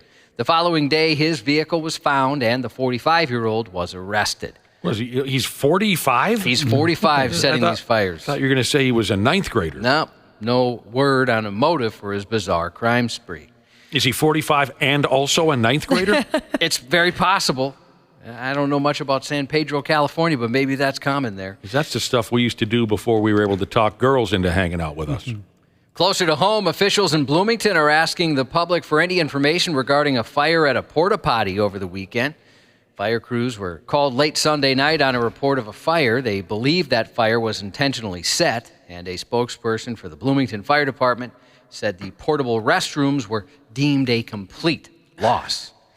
And a 71-year-old retired Carver County Sheriff's Lieutenant and 43-year vet of the Watertown Fire Department set a goal of visiting 775 fire departments, every single one in Minnesota, before he retires at the end of the month, and he succeeded. I said, I wanted to get my picture taken in front of every fire department in the state. We basically been to every town in the state of Minnesota. We kind of didn't think it was ever going to get done. I'd get home and then I'd start putting pins all The over. magnifying glass. It took him 10 years to complete the task, but the 71-year-old is now posed for a photo in front of every fire department in Minnesota. That's adorable. Me running. I thought so, too. A 20-year-old is behind bars after launching a fried chicken fusillade at his sister during a domestic clash in the Florida residence they share. According to investigators, the poultry pelting occurred Sunday afternoon in the Clearwater home of Kanye Medley and his sibling. During a verbal altercation, Medley grabbed a bag of Church's chicken from his sister and began throwing pieces at her. One piece of fried chicken hit the victim in the back and left food debris on her shoulders, a Chicken patrolman back. reported. Oh, no. After being read his rights, Medley reportedly admitted throwing 2 pieces of chicken, but only one of which hit her. The motive for the chicken winging? Medley said he did it because he hadn't eaten yet, and he didn't want the piece of chicken that the victim offered him, so he became upset. It's not the first time the 230-pound Medley was arrested for a foul crime against his sibling. Earlier this year, he was taken into custody for allegedly biting and strangling her, slamming a door on her arms, and then striking her with a piece of wooden decor. The state attorney subsequently declined to pursue felony and misdemeanor counts after Medley's sister declared she didn't wish to see her sibling prosecuted. Do we have Church's chicken around here? I don't think so. I've always wanted to try it. I was going to ask you guys that if we did. All right. I've always wanted to try Cracker Barrel, too. That's good stuff. I've been to Cracker Barrel. That's good. Yep. I was going to comment on one of their ads, but maybe I shouldn't. Church's chicken. My wife sure loves Popeyes. I haven't been to Popeyes. Popeyes is great, too. Never, ever? Oh. I saw that. I used to be only a KFC girl because Popeyes never had mac and cheese, but they have mac and cheese now, and it is worth it, everybody. All's right in the world. I became a Chick-fil-A fan like that. That's your go-to? Yeah. I always wanted to go to the Funky Chicken, and then I learned it was just a fictional restaurant that J.J. Evans worked at on the sitcom Good Times. That would be cool if there was a Funky Chicken. Yeah. Text the word business to the Luther Bloomington Kia text line, 651-989-9393. You get a chance at the 93X Megadeth and Mudvayne show September 24th at the Armory. Thanks to Live Nation for that prize. When Megadeth comes to town, Josh, don't you usually go buy some acid and head off to the show? Never tried it. I usually buy it. I just have never tried it. First step is buying it. Yeah, I like to have it with me. Yeah, put it around. Just kind of holding your hand to look cool. People are Make like, oh, some that guy's earrings. awesome. The acid dealer's phone rings, and he sees Josh's name on the caller ID, and he says, friggin' Megadeth must be in town. A mustachioed man with the biggest door budget in all of New York. Paul Tuttle Sr. of American Shopper, 75.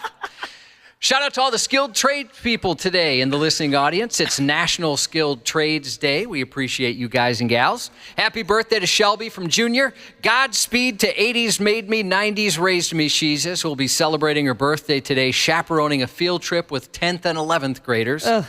And happy 23rd to long-haired country boy Reed from his awesome Mama Sue. And that's 93X News.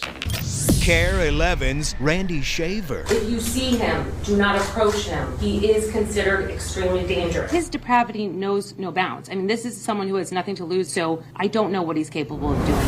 On the Half-Assed Morning Show. Yes, we are in a bee delay, a bee colony that has established a foothold high atop the backstop behind home plate, and thus we remain in a bee delay. It could have turned pretty bad because most of the bees here are Africanized honeybees, which are nicknamed killer bees. They're not bees to mess with. Just a moment ago, he threw out the ceremonial first pitch. You can't make this up. The beekeeper made his way a grand entrance onto the field here at Chase Field. He was greeted by a standing ovation. I thought I was here to just take care of a bee problem, and people are pretty hyped up. It's pretty cool. Hey, Randy Shaver. Good morning. What's up, bruh? That would frighten me. You're frightened by what now? I'm not a bee guy. I don't like bees either. They've been a big part of our show material so far this morning. I'm sure they have. Earlier on in the stupid news, we told a story about a family whose home was infested by 50,000, was it, Josh? 50,000, yep. The walls? Yes, in the walls. Yeah. 50,000 bees, hundreds of pounds of honeycomb had to be hauled out of the walls of their... And then last night, was it last night in Arizona? Yeah. We get one or two of these every baseball season. Mm-hmm. Never here, though. No. Thankfully. No, I don't think we've been overwhelmed at Target Field by bees yet, have we? I don't think so. I don't even know if we've really... I can't remember a bug problem at a Twins game at Target Field. Bugs? No. Maybe back in the day at the old Met, maybe, possible.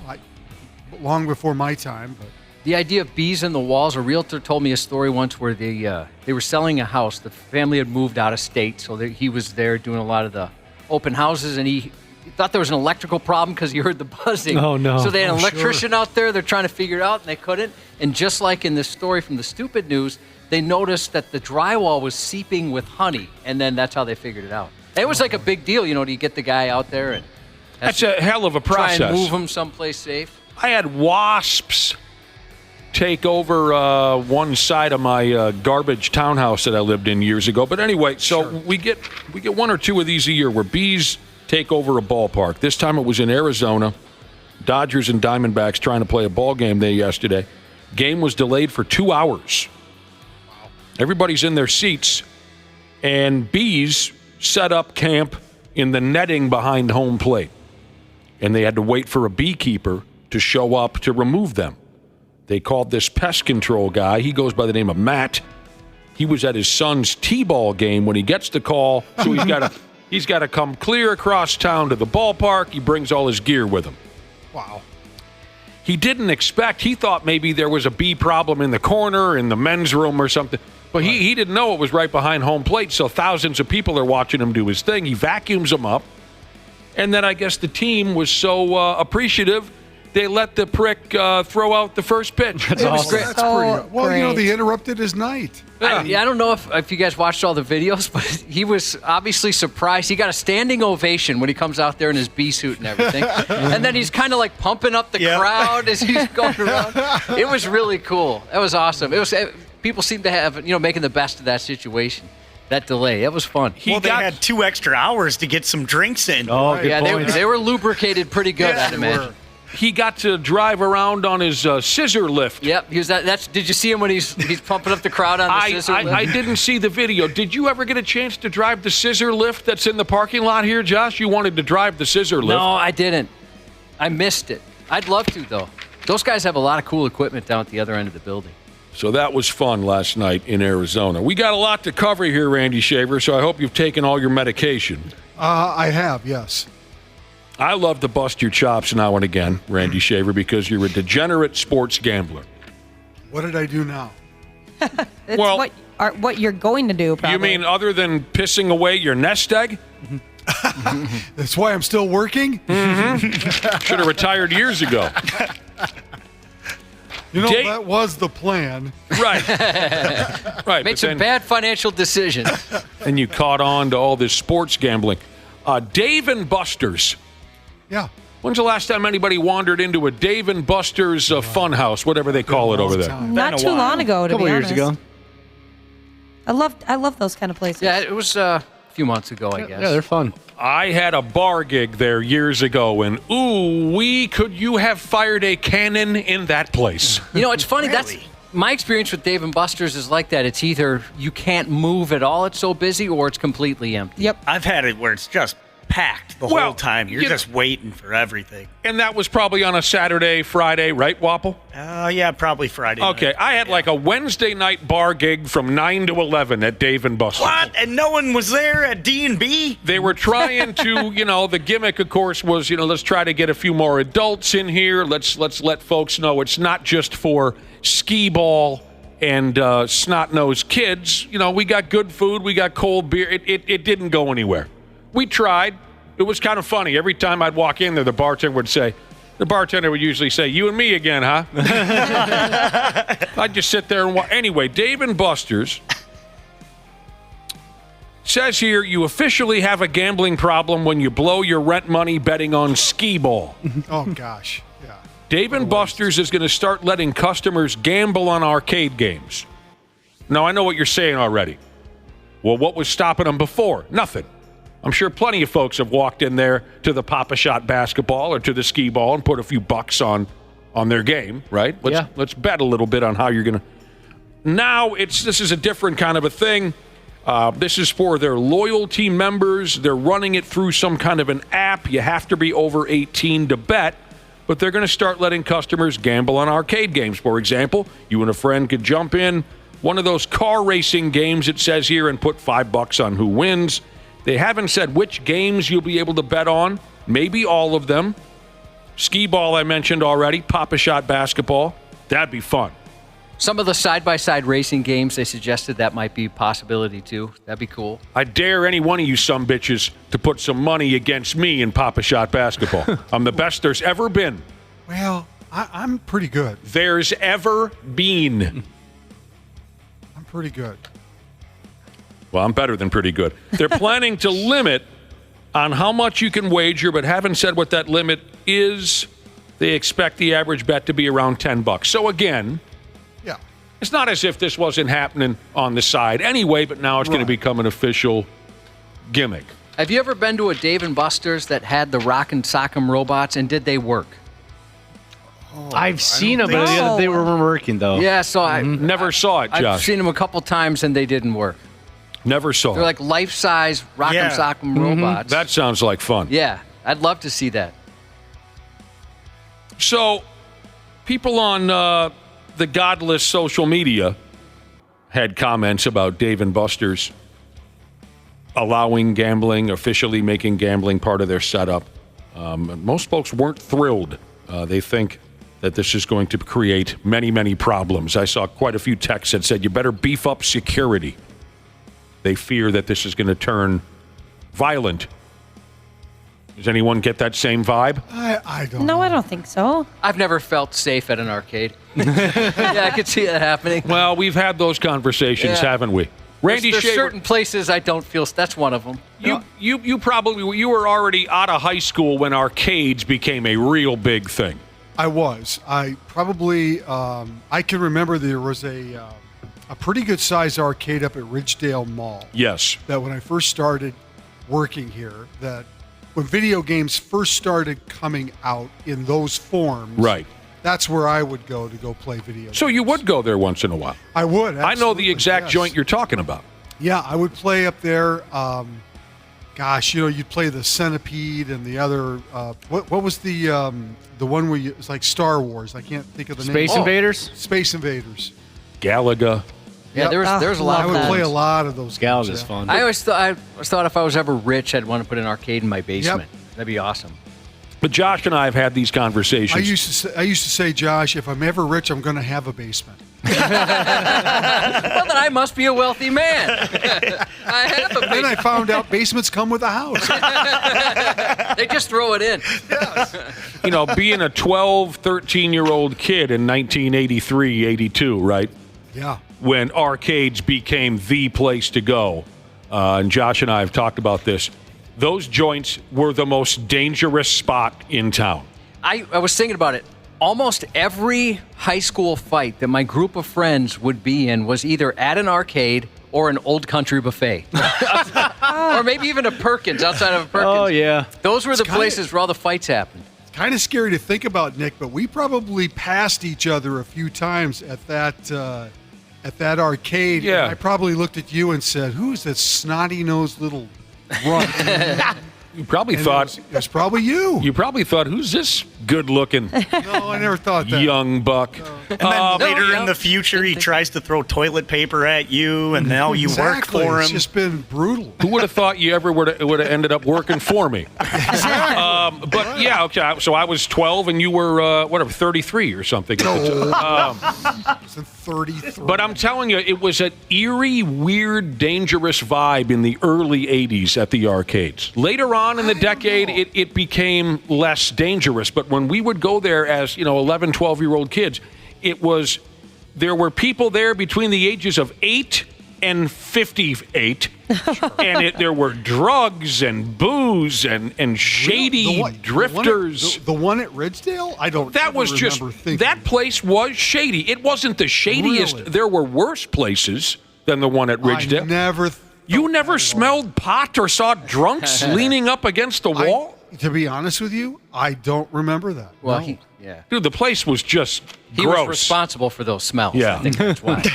Yeah, I almost got beat up at America's original sports bar at the Mall of America. I know it's not that one had a lot there. Yeah, I know that's not an official arcade, but they had arcade games. That was a different atmosphere. Yeah, that was different. They're allowing alcohol in that place. I thought I was dead. But you know who saved me? A 93X girl. Came over and laid the smack down. Brought some bouncers over and everything. That's very nice of her. I mean, the thing is, if our folks ever would have peeked into those arcades in 1982, they never would have let us go in there. Yeah, probably. But they never bothered to drop you off and say, see you in 11 hours, So, yeah, you go in, you pay $15 to play a video game, and you can bet $5-10 on it. Seems like a pretty good deal. That is true. If you have the money to go to Dave & Buster's, you're not going to be sweating a $5 bet. You'll be all right. That's an expensive place? Yeah. Well, they all are. They all are.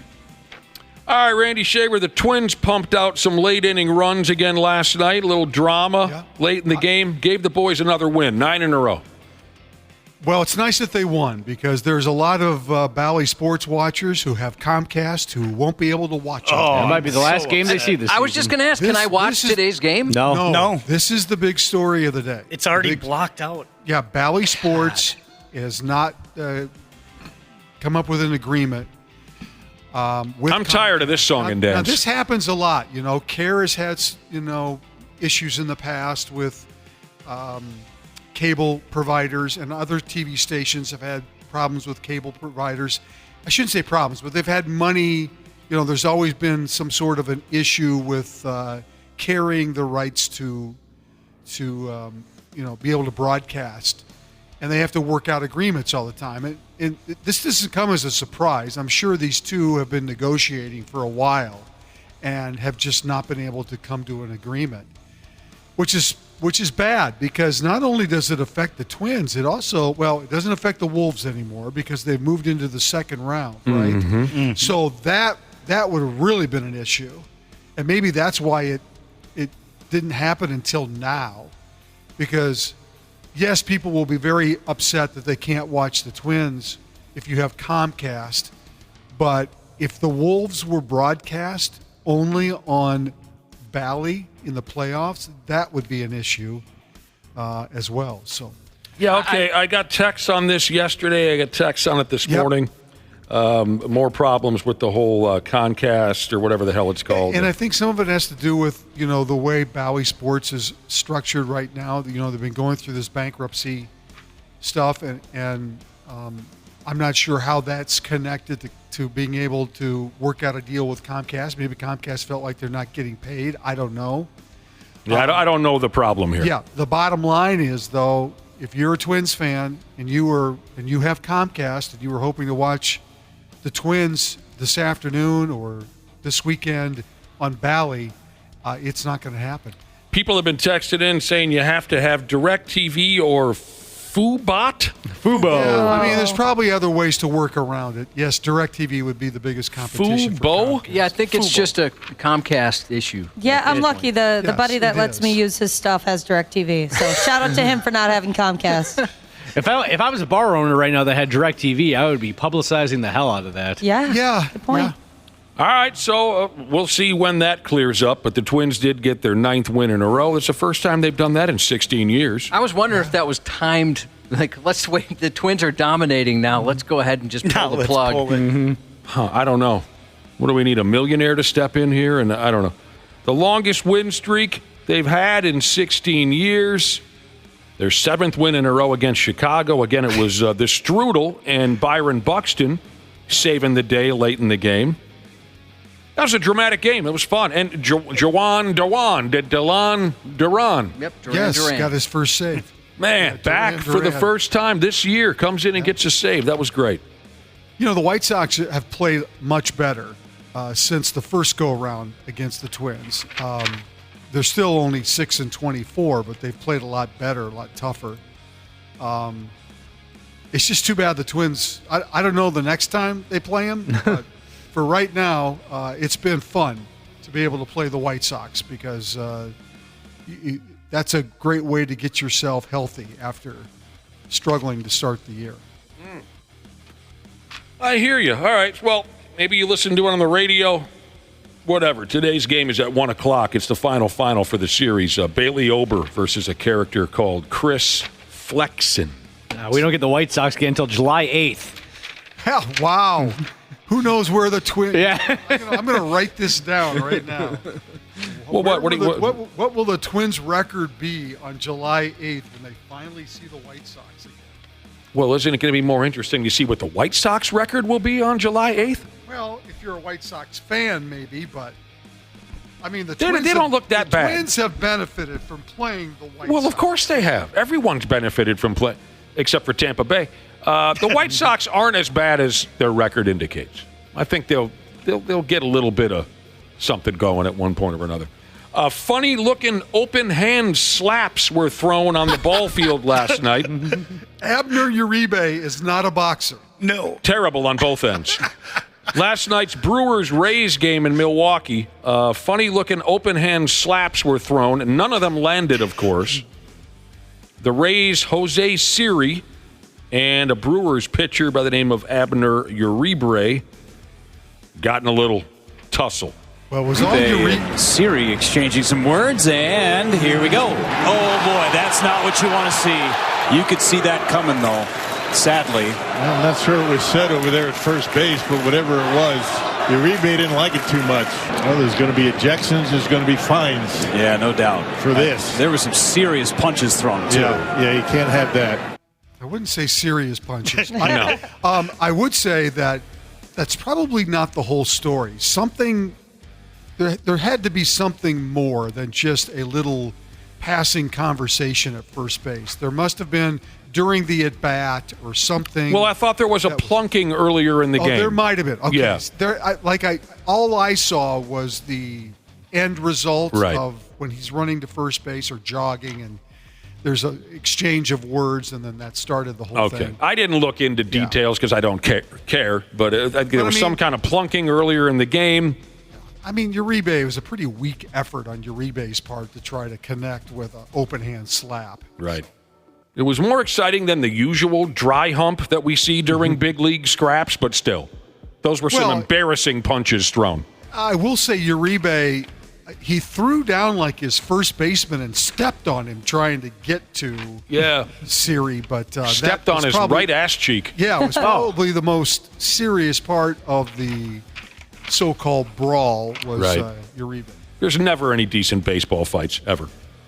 Mike Trout going to need surgery on one of his knees. That sucks. That's so bad. When was the last time Mike Trout was fully healthy for a season? Well, here's what I have in front of me. It's been a while. Here's what I have in front of me, Randy Shaver. He's missed 249 total games due to injury over the previous 3 seasons combined. Wow. And he's still making $35.5 million a year. He earned that with the way that he played leading up to that big contract. He was the best in the game for a while. Yeah, he was all right, I guess. That's too bad because the the Angels can't catch a break in any way, shape. No, they can't. No. Don't know when he'll come back, but. And now, how the hell do you trade a guy who's injury prone and makes $35.5 million? And is his contract through 2030? I thought he had a pretty big contract. It's a fat one, Cubby. Yeah, it's a fat contract. All right. The previous 5 seasons started in 2020. Trout played 53 games, 36 games, 119 games, and 82 games. Yeah, that's not getting your money's worth.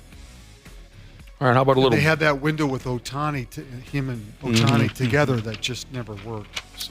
How about a little baseball history for you real quick on this date in 1920, the longest baseball game ever played, 26 innings, and it ended in a 1-1 tie. Boy, I bet the beer vendors were happy that day. 26 innings of baseball. The Brooklyn Dodgers and Boston Braves. 1-1 tie. In 1991, on this date, Nolan Ryan threw his 7th no-hitter. Jeez. 7 of them. I think that was his final, wasn't it? It might have been. Yeah. I have in my phone someplace a Nolan Ryan jockstrap stat sheet. It's amazing how many 1-hitters, 2-hitters, 3-hitters the guy threw. I think you ran those numbers at us once. I may have done that once, because it's not just the no-hitters that make him, and the strikeouts, which were phenomenal, but it's the near no-hitters. Yeah. And the amount of those that make him just totally above a lot of pitchers. The consistency that the guy had for 25 phenomenal. years. This is funny, a text from March Madness Jesus. He says, Mike Trout could be out for the rest of the season, and he'll still be number 1 in all-star voting for center fielders. I hate that bit. True. It's all just a popularity. Here's a text that was sent in to me. Well, a few listeners commented on this yesterday. As we move on to basketball here, we're playing basketball. Who was that again? Was that... What hip-hop act in the early 80s put that together? Houdini? Curtis Blow? Curtis Blow? I'll go along with it. How'd you know that? Googled it. Google. I got this texted to me 3 or 4 times yesterday, and this is wonderful. We're living in a beautiful, brave new world, Randy Shaver.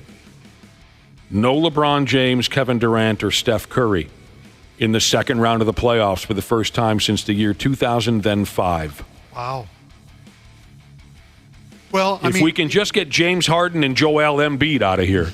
Yeah, it is. I don't know if you saw Magic's post on X after the Lakers lost. No. Where he was basically saying the Lakers need to change course. Look around the league. The league is young and full of superstars, and the Lakers are being basically left behind. Okay. I thought it was a pretty dramatic post by Magic to say that, and it's true, obviously. But for Magic Johnson to say the Lakers need to change their roster and catch up with the league, because the league, I mean, look around. You've got Gilgeous-Alexander, you've got Ant, you've got all of these young stars now taking over. The kid in Boston. Tatum. I mean, it's a league of young superstars now. Mm-hmm. So, not surprised by that. And, without Steph Curry bothering us again, right? It also means no Klay Thompson, no Draymond Green. Yes. This is fun. Gosh, yes. This is what we've been waiting for right here. And again, let's just get Embiid and Harden out of here if we can. No D'Angelo Russell. It's just awesome. Why you got to lump D'Lo in there? Mm-hmm. How about Tyrese Maxey last night? Did you watch that the finish of the Knicks-Sixers game? Never saw it. Oh, my God. I was watching the Twins game. I hate the 76ers. I don't care about Tyrese Maxey. Yeah, but I wanted to see the Knicks eliminate the Sixers last night, so I watched that. And, God, Tyrese Maxey at the end was just – I think he scored like 7 points in 20 seconds or some crazy number. He's a talented kid. To send it to OT, and then they end up winning in the overtime last night to extend the series. Sucks. He was amazing last night. Yeah, and so the longer the Sixers and Knicks series goes, the longer the Bucks-Indiana series goes, it lessens the chance that the Wolves are going to have a reasonable start time on Saturday. They're going to play at 9:30. You know it's going to happen. Well, yesterday you said if these other series can end, they might play at 6:30. They would play at 7 o'clock, I think. It's either going to be 8:30 or 6 o'clock. Those are the two options based on the scenarios. 8:30 our time. Yeah. Milwaukee won. Someone texted in and said, do you want to comment on Patrick Beverley's game last night? I didn't see it. What about that? Patrick? I didn't see. Text me back. What did Patrick Milwaukee Beverley? won big last night to stay alive. And that gives an opportunity for Giannis and Lillard to play in Game 6 because they were close last night to playing but weren't quite ready. So. Cleveland also beat Orlando. So all those Eastern Conference That series is going 7. Orlando will win Game 6. I hear you. That's been the best series of all of them so far. I haven't seen much of that one. I haven't seen much of it at all. Finchie going to have surgery. Yeah. Did we already know that yesterday? Or did Yes. Yes, we knew it was coming. He's having surgery today to correct his patellar tendon. Patellar.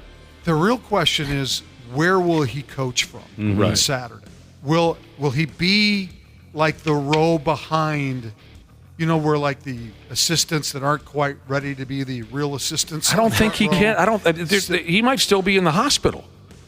Well, yeah, maybe by Saturday, but maybe at some point he is ready to be on the floor. They're not going to put him in the front row where there's a chance that somebody could run into him again. That would be a disaster. That would be awful. Yeah. So you're either going to sit in the locker room or they create a space behind the first row, behind the bench, where he can watch and also be a part of conversation. Laying out on a hospital bed. He's got the gown on and everything. He's holding an IV. Foam finger. Yeah, he's got a catheter. Finchie's going to have surgery today. That poor guy did not deserve what happened to him. That sucks. Yeah, I don't know what they're going to do, how they're going to clear out space for him, because that's the most cramped part. It is. Well, they can figure something out, though. Maybe not so much in Denver, but certainly here at home they'll figure something. Mike Nori going to take the gig as best he can, and I have no worries about that at all. He seems like he knows every damn thing. I think this team will be pumped up for so many different reasons, but this just gives them another reason. We'll do it for Finch kind of a deal, right? So, yeah.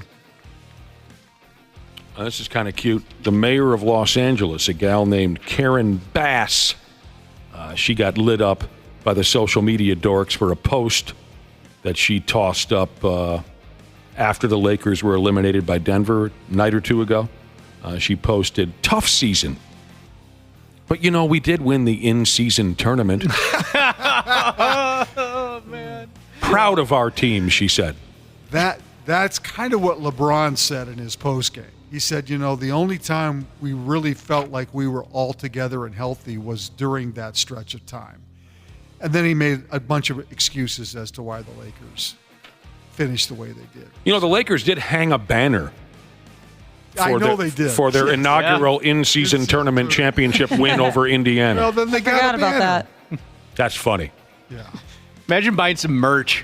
We talked a lot about that when that happened. Would the Wolves hang a banner? Would you hang a banner? Dude, I want an in-season tournament championship stocking cap. I do. I want the Wolves to win that pig so I can get the tank top, the stocking cap. Listeners have texted in about what was so special about Patrick Beverley last night playing for the Milwaukee Bucks. They said one of them is his oil pumping Jesus, 13 points, 12 assists, one hell of a mental defensive performance, and he did his very funny too small celebration. Oh, I like that. You're way down here. You're just a little guy. You're too small. You can't guard me, Patrick Beverley says. All right, what do you think, for those of you who have seen the pictures? According to the folks at SB Nation, LaMelo Ball, which team does he play for? The Bulls Charlotte? or the Hornets? Which one is he? Charlotte. Okay. LaMelo Ball, they say, of the Charlotte Hornets, has the worst NBA tattoo ever. It's so bad. It's up on 93x.com, too, if you want to look at it. They say in a league full of questionable tattoos, LaMelo Balls takes the cake. It's a full back two. A back two. Which is just crazy to me. Crazy. I'm not a tattoo guy. I don't get the tattoo thing. And it blows my mind even further when your entire back, there's no skin. I don't get that. But oh my God, that had to hurt like a mother. In a long time. You're in that chair a while. Oh God. There's no way they did that all in one. No, They usually don't. No. That's just. Now, if you have to see it to fully understand this, but I'm going to read it anyway because it kind of comes off fun. On the topic of LaMelo Ball's awful full back two, the folks at SB Nation say, where do we begin? Why is the word rare in two different colors? It makes it look like the word dare or dade. I thought it was dare at first. Yeah, like he was part of the Until program. I read the article, I was that's right. I thought it was like an anti-drug thing. Right. There's an because it kind of looks like that. It does It's because similar in the font and the color. Two different colors. There's an alien on his back. They want to know, why is the alien so veiny? Why is the spaceship on his back so small? That alien isn't going to fit in that spaceship, they say.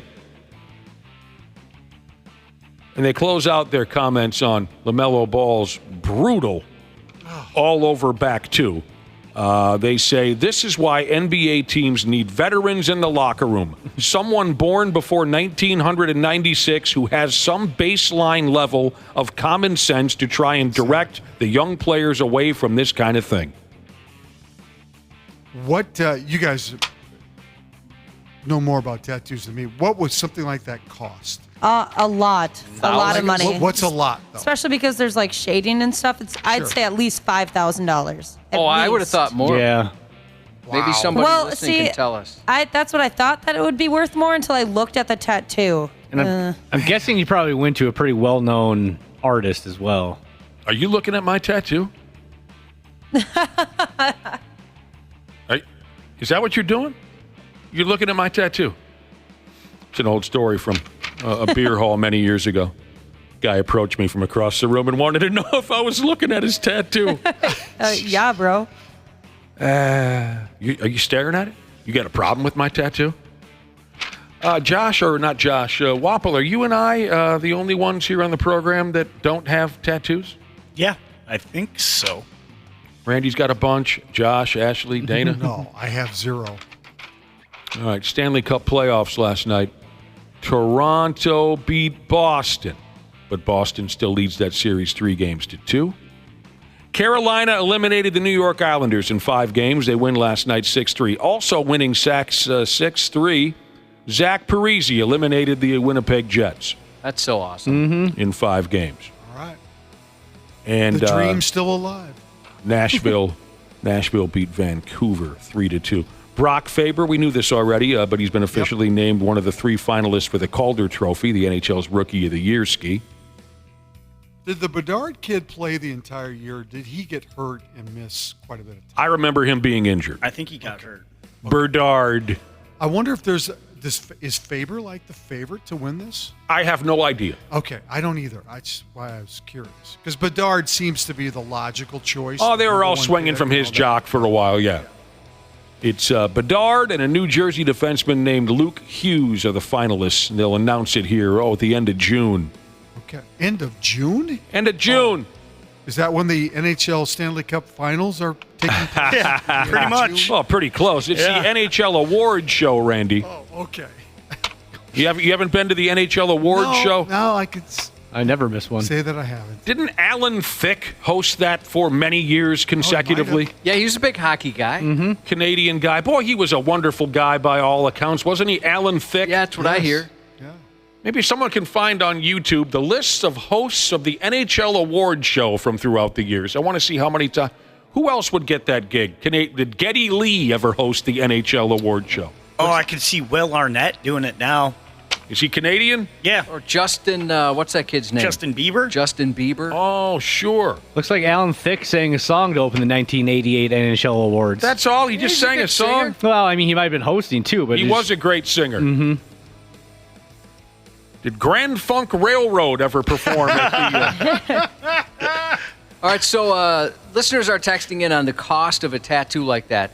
LaMelo Ball. Tens of thousands of dollars, most people have said. And if it's like a famous name, add on to that. So it could have been a lot. It's not that the guy can't afford it. I was just curious as to what that would cost. Yeah, and so a couple of people said like they had a half sleeve done for about $3,000. And that's just a half sleeve. So I'd imagine it's got to be crazy expensive. And as other people pointed out, it looks like it's worth $500, but you're in tens of thousands. What's this? And didn't Alan Thicke die playing hockey? Actually, now I think about it, had a heart attack on the ice. Sounds right to me. I'm not sure. Like a family get together, they play hockey on. Like I said, he was a big hockey guy. I think it So was. I thought he died on the ice or something. A family get together, Thanksgiving or something, and he dropped dead. December 13, 2016, collapsed while playing ice hockey with his son in California. All right, now people are texting in saying, didn't you see Zach Parise get injured and taken out of last night's hockey game? No, I haven't been watching the hockey. That stoned engineer Jesus? No, I didn't know that. I didn't. Is that just saying that just to get to us? I have no idea. All I know is that Zach has advanced in the playoffs. He defeated the Jets, and now he will face someone else. He had 2 goals in 5 games this series. I scored 5 goals in 1 game. That's really, you're telling him nothing. What are you trying to say over there? Right. Back to the silly NFL draft real quick. And I know what you're saying. I'm not happy about it either, but maybe you'll be entertained by with a late pick in the draft, the Buffalo Bills chose a fella named Travis Clayton. They picked him with the idea that he might play some of that offensive line, even though he's never played offensive line. As a matter of fact, he's never played football in his entire life. He's a professional rugby player from the UK. And it says here, Travis Clayton was one of 16 players in this year's International Player Pathway program, which gives international athletes a chance to enter the NFL. I haven't heard of that bit. He said, quote, probably with an obnoxious accent, he said this about how he'll adapt. He said, with rugby also being a team sport, I believe that helps tremendously. Oh, so he has experience playing team sports. So he's got that going for him. You know, I have played team sports before. You have? Well, here's your helmet. Yeah. You've played, I've never heard of that, but yeah, I played rugby. I'll be damned. And then he said, more importantly, playing the wing position in rugby helps with the physical side and with agility and this and that. I hear you. Well, go ahead then, son. Yeah. Good luck. You guys ever sign up for rugby? No. No. We did in gym class a few times. Oh, really? Mm-hmm. It looks like it hurts. Yeah. Looks I get confused a little by the rules. I don't know the rules. There's something called a scrum. Mm-hmm. I know that, and that's about as far as I can go. You can kick it forward, but you can't throw it forward. I used to watch a little bit when I was growing up. I'd go to my pals' houses, and they had fancy cable television. We used to watch Australian rules football for fun because we got a kick out of the referee who had the funny white suit on and the little hand gestures he'd make when the ball would go. He'd go, pa-boom. You guys know what I'm talking about? No. Australian rules football, the referee with the white suit. No one knows what I'm talking about? All I know is that isn't that the most violent sport there is? No, that would be, what was it that Kenny Omega and John Moxley got involved in, Wapple? Oh, the exploding barbed wire death match. There we go. Yeah. That's the most violent. Why would you think it would be anything other than the exploding barbed wire fluorescent light bulb death match that Kenny Omega and John... I have the T-shirt. Mm-hmm. Wasn't thinking. March Madness Jesus wants to know if Lego Club is considered a team sport, and if so, he would like to officially declare himself for the NBA draft. Lego Club! I don't know, but I would like to join that Lego Club, March Madness Jesus, so send me some more information. That'd be an expensive sport. Oh, jeez. Yeah, dangerous. They say, youth hockey is expensive. You want to join a Lego Club, you better be taking out a loan. Crazy expensive. I'll tell you what. All right, finally, for you video game dorks, I don't know if this has any impact on what you're doing with your video games. EA Sports, right?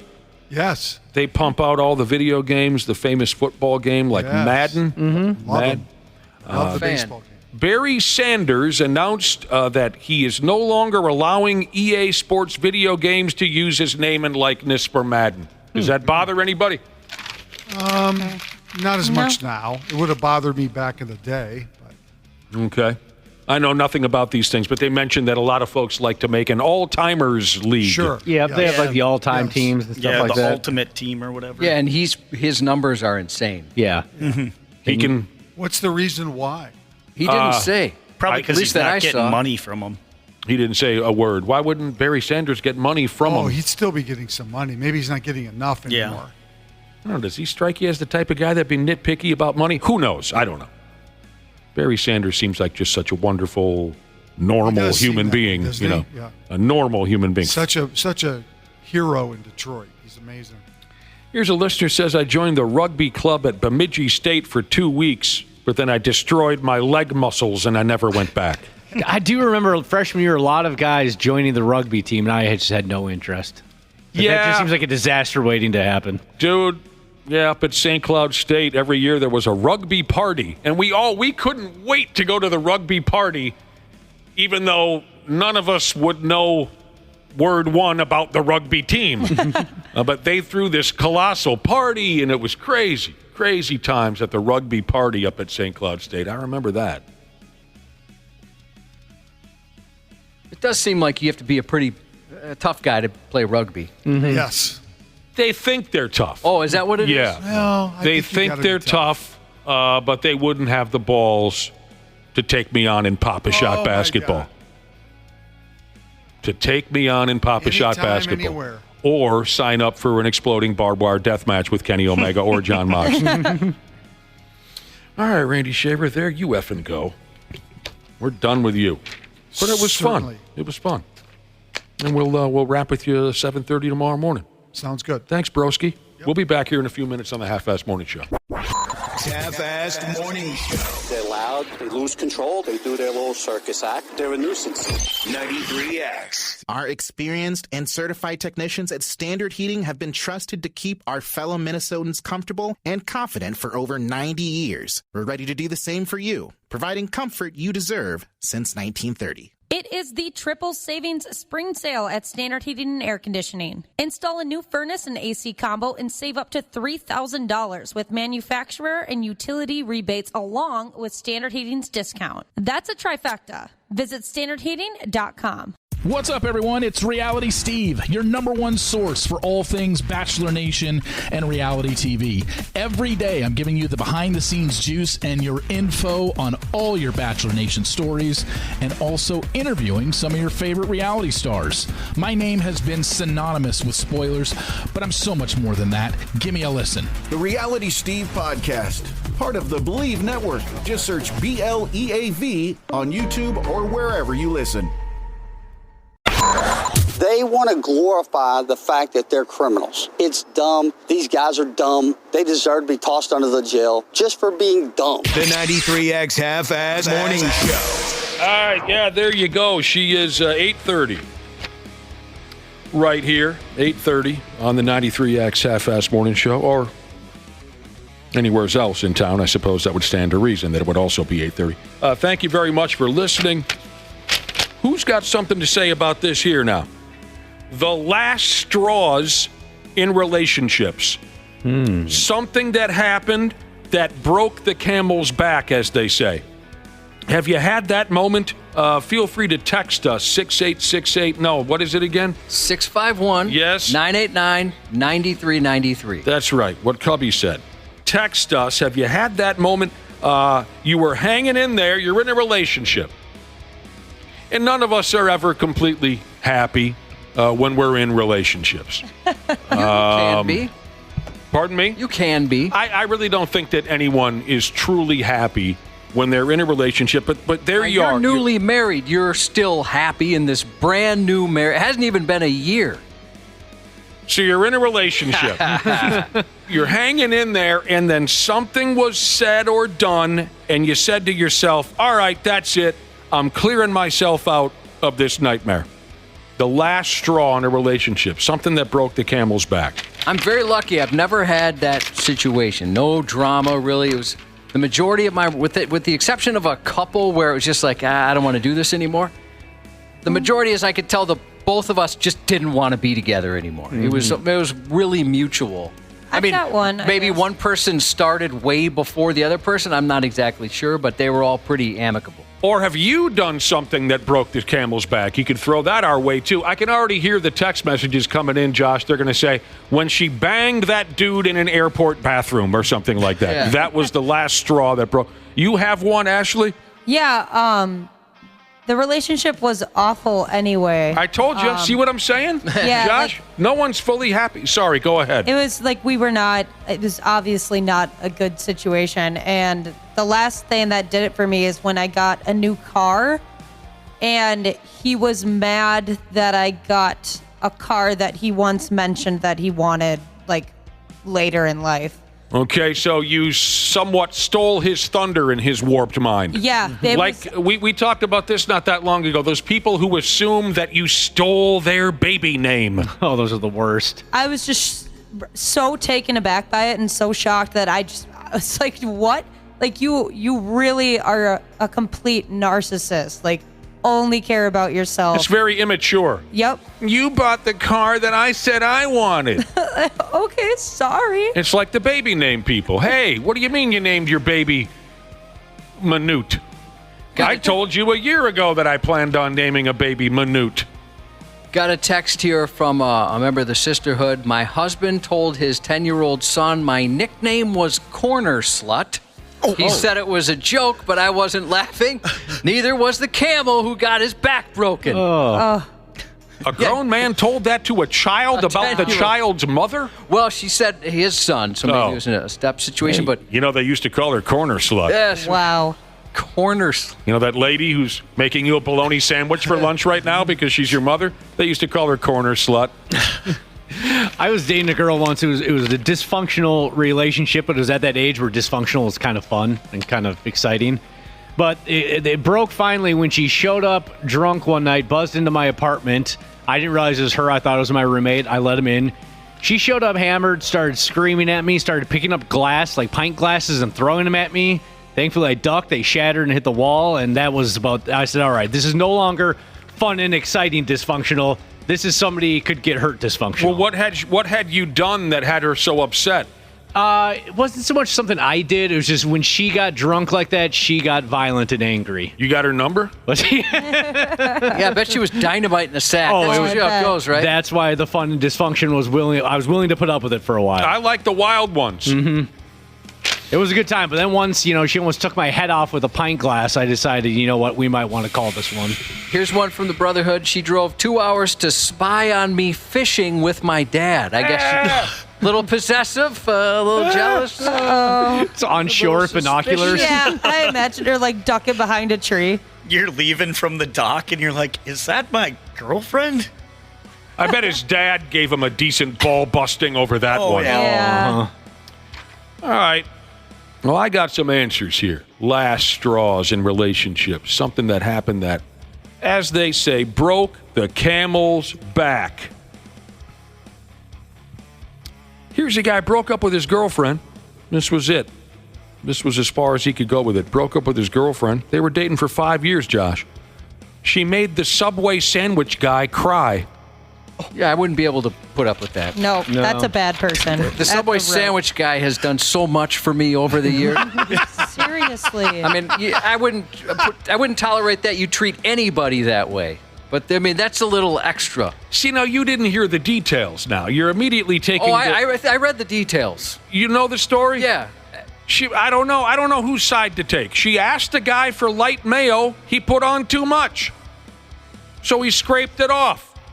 She scolded him until he was holding back tears, and that's when I realized this gal's an a-hole.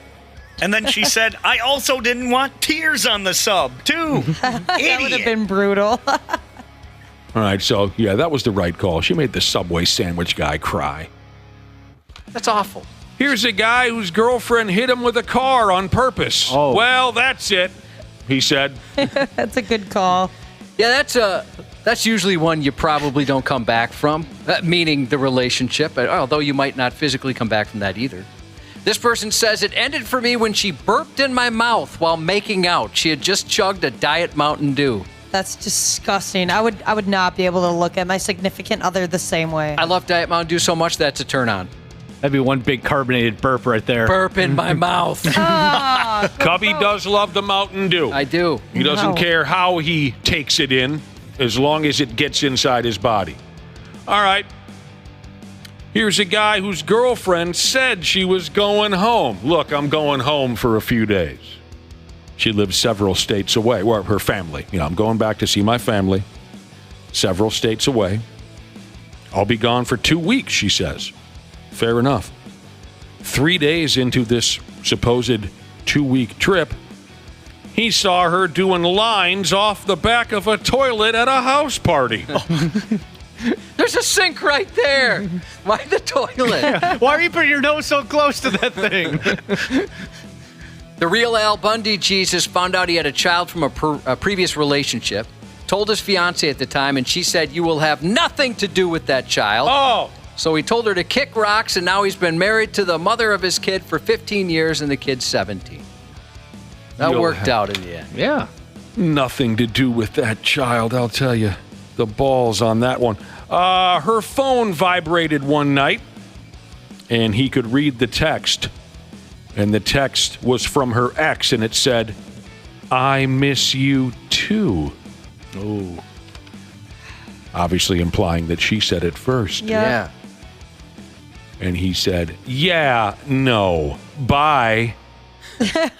That's how he put it. Bye. No, bye. He had a public screaming meltdown. That doesn't make any sense. He had a screaming meltdown at a screening of Sonic the Hedgehog 2 because a family was accidentally sitting in our assigned seats. Nope. I would just walk out. People run hotter than ever nowadays. Yeah.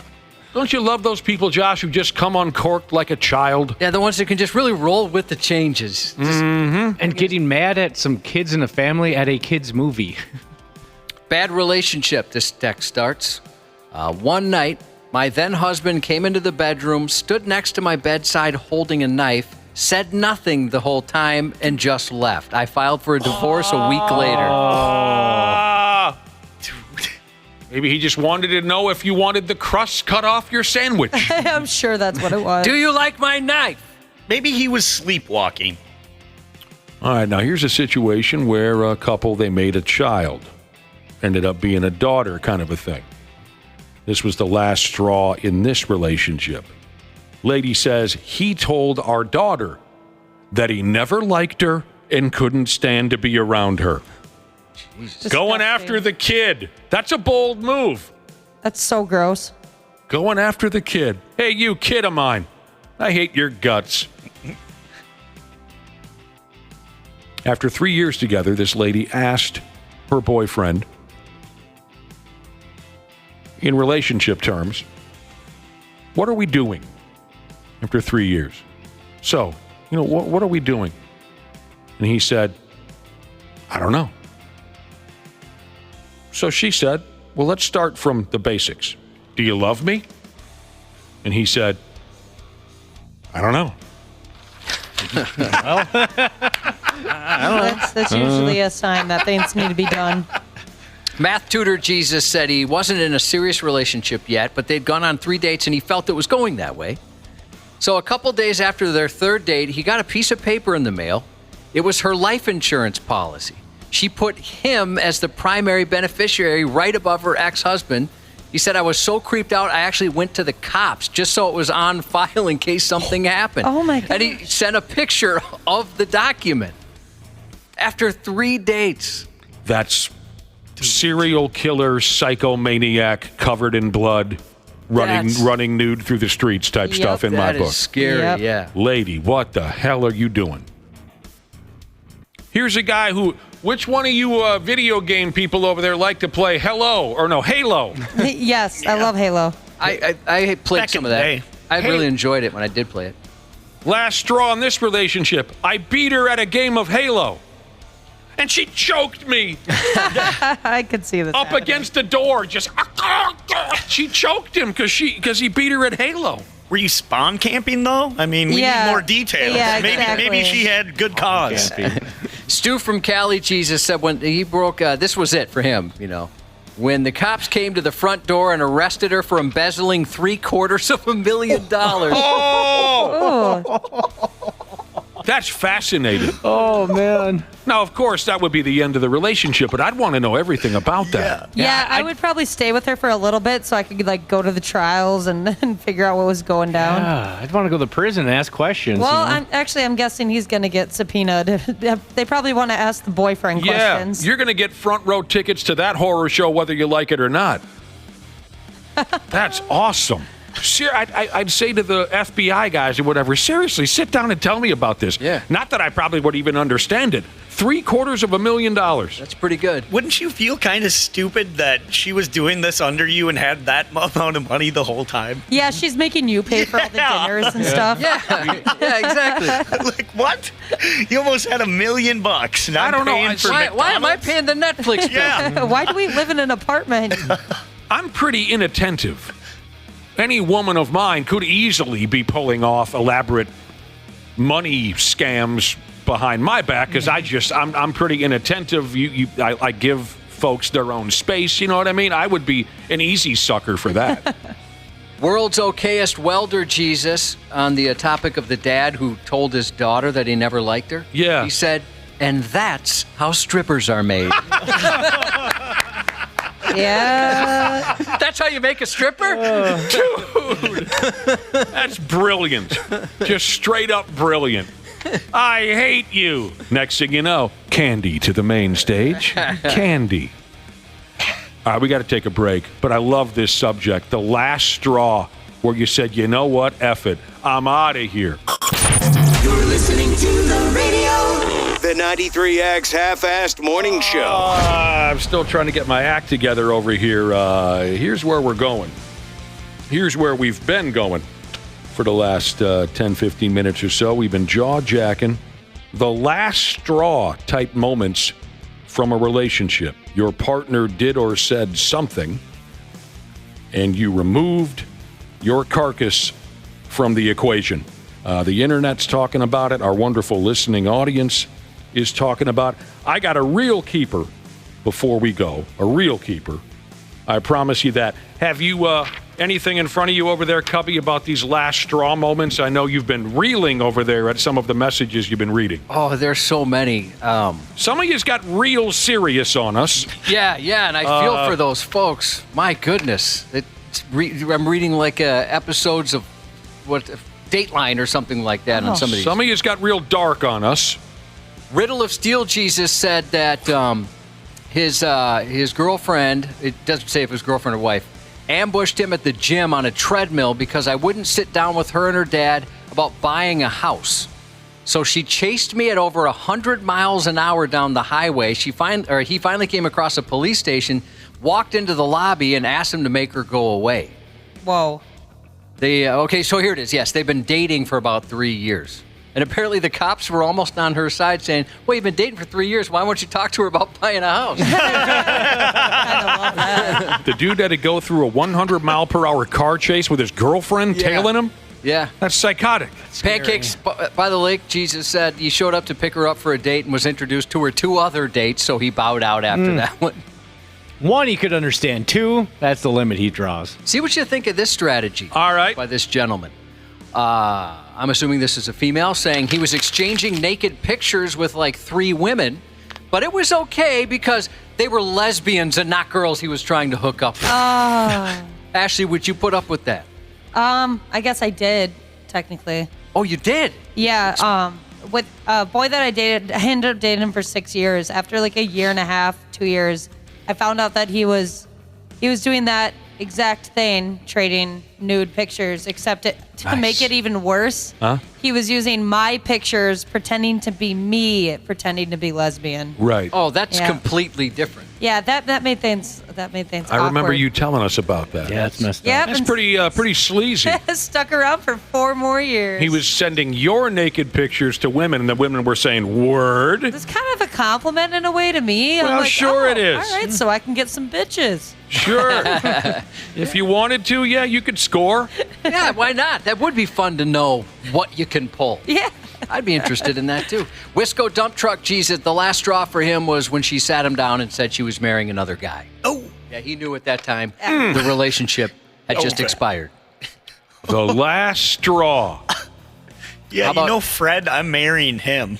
Oh, that's brutal. How about someone's ex lying about being in a car accident so they'd go visit them? Immediately go visit them. I've been in a terrible car accident. Come see me. I'm laid out on the couch. I can barely move. It was all fake, huh? You're my emergency contact. You have to come here. A dude in our listening audience says, my last straw was when my kids told me that mommy was going to have a baby 5 years after I got a vasectomy. Oh. Guess what, Daddy? What? Mommy's going to...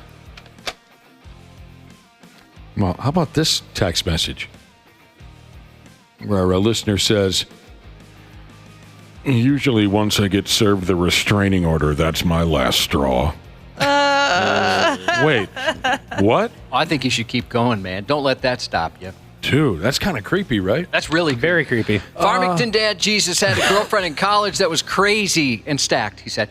But she would watch him sleep from his window to make sure that he wasn't cheating on her. He said the straw that broke the camel's back is when she woke him up at 3 a.m. by making noise outside the window. So that's how he figured it out.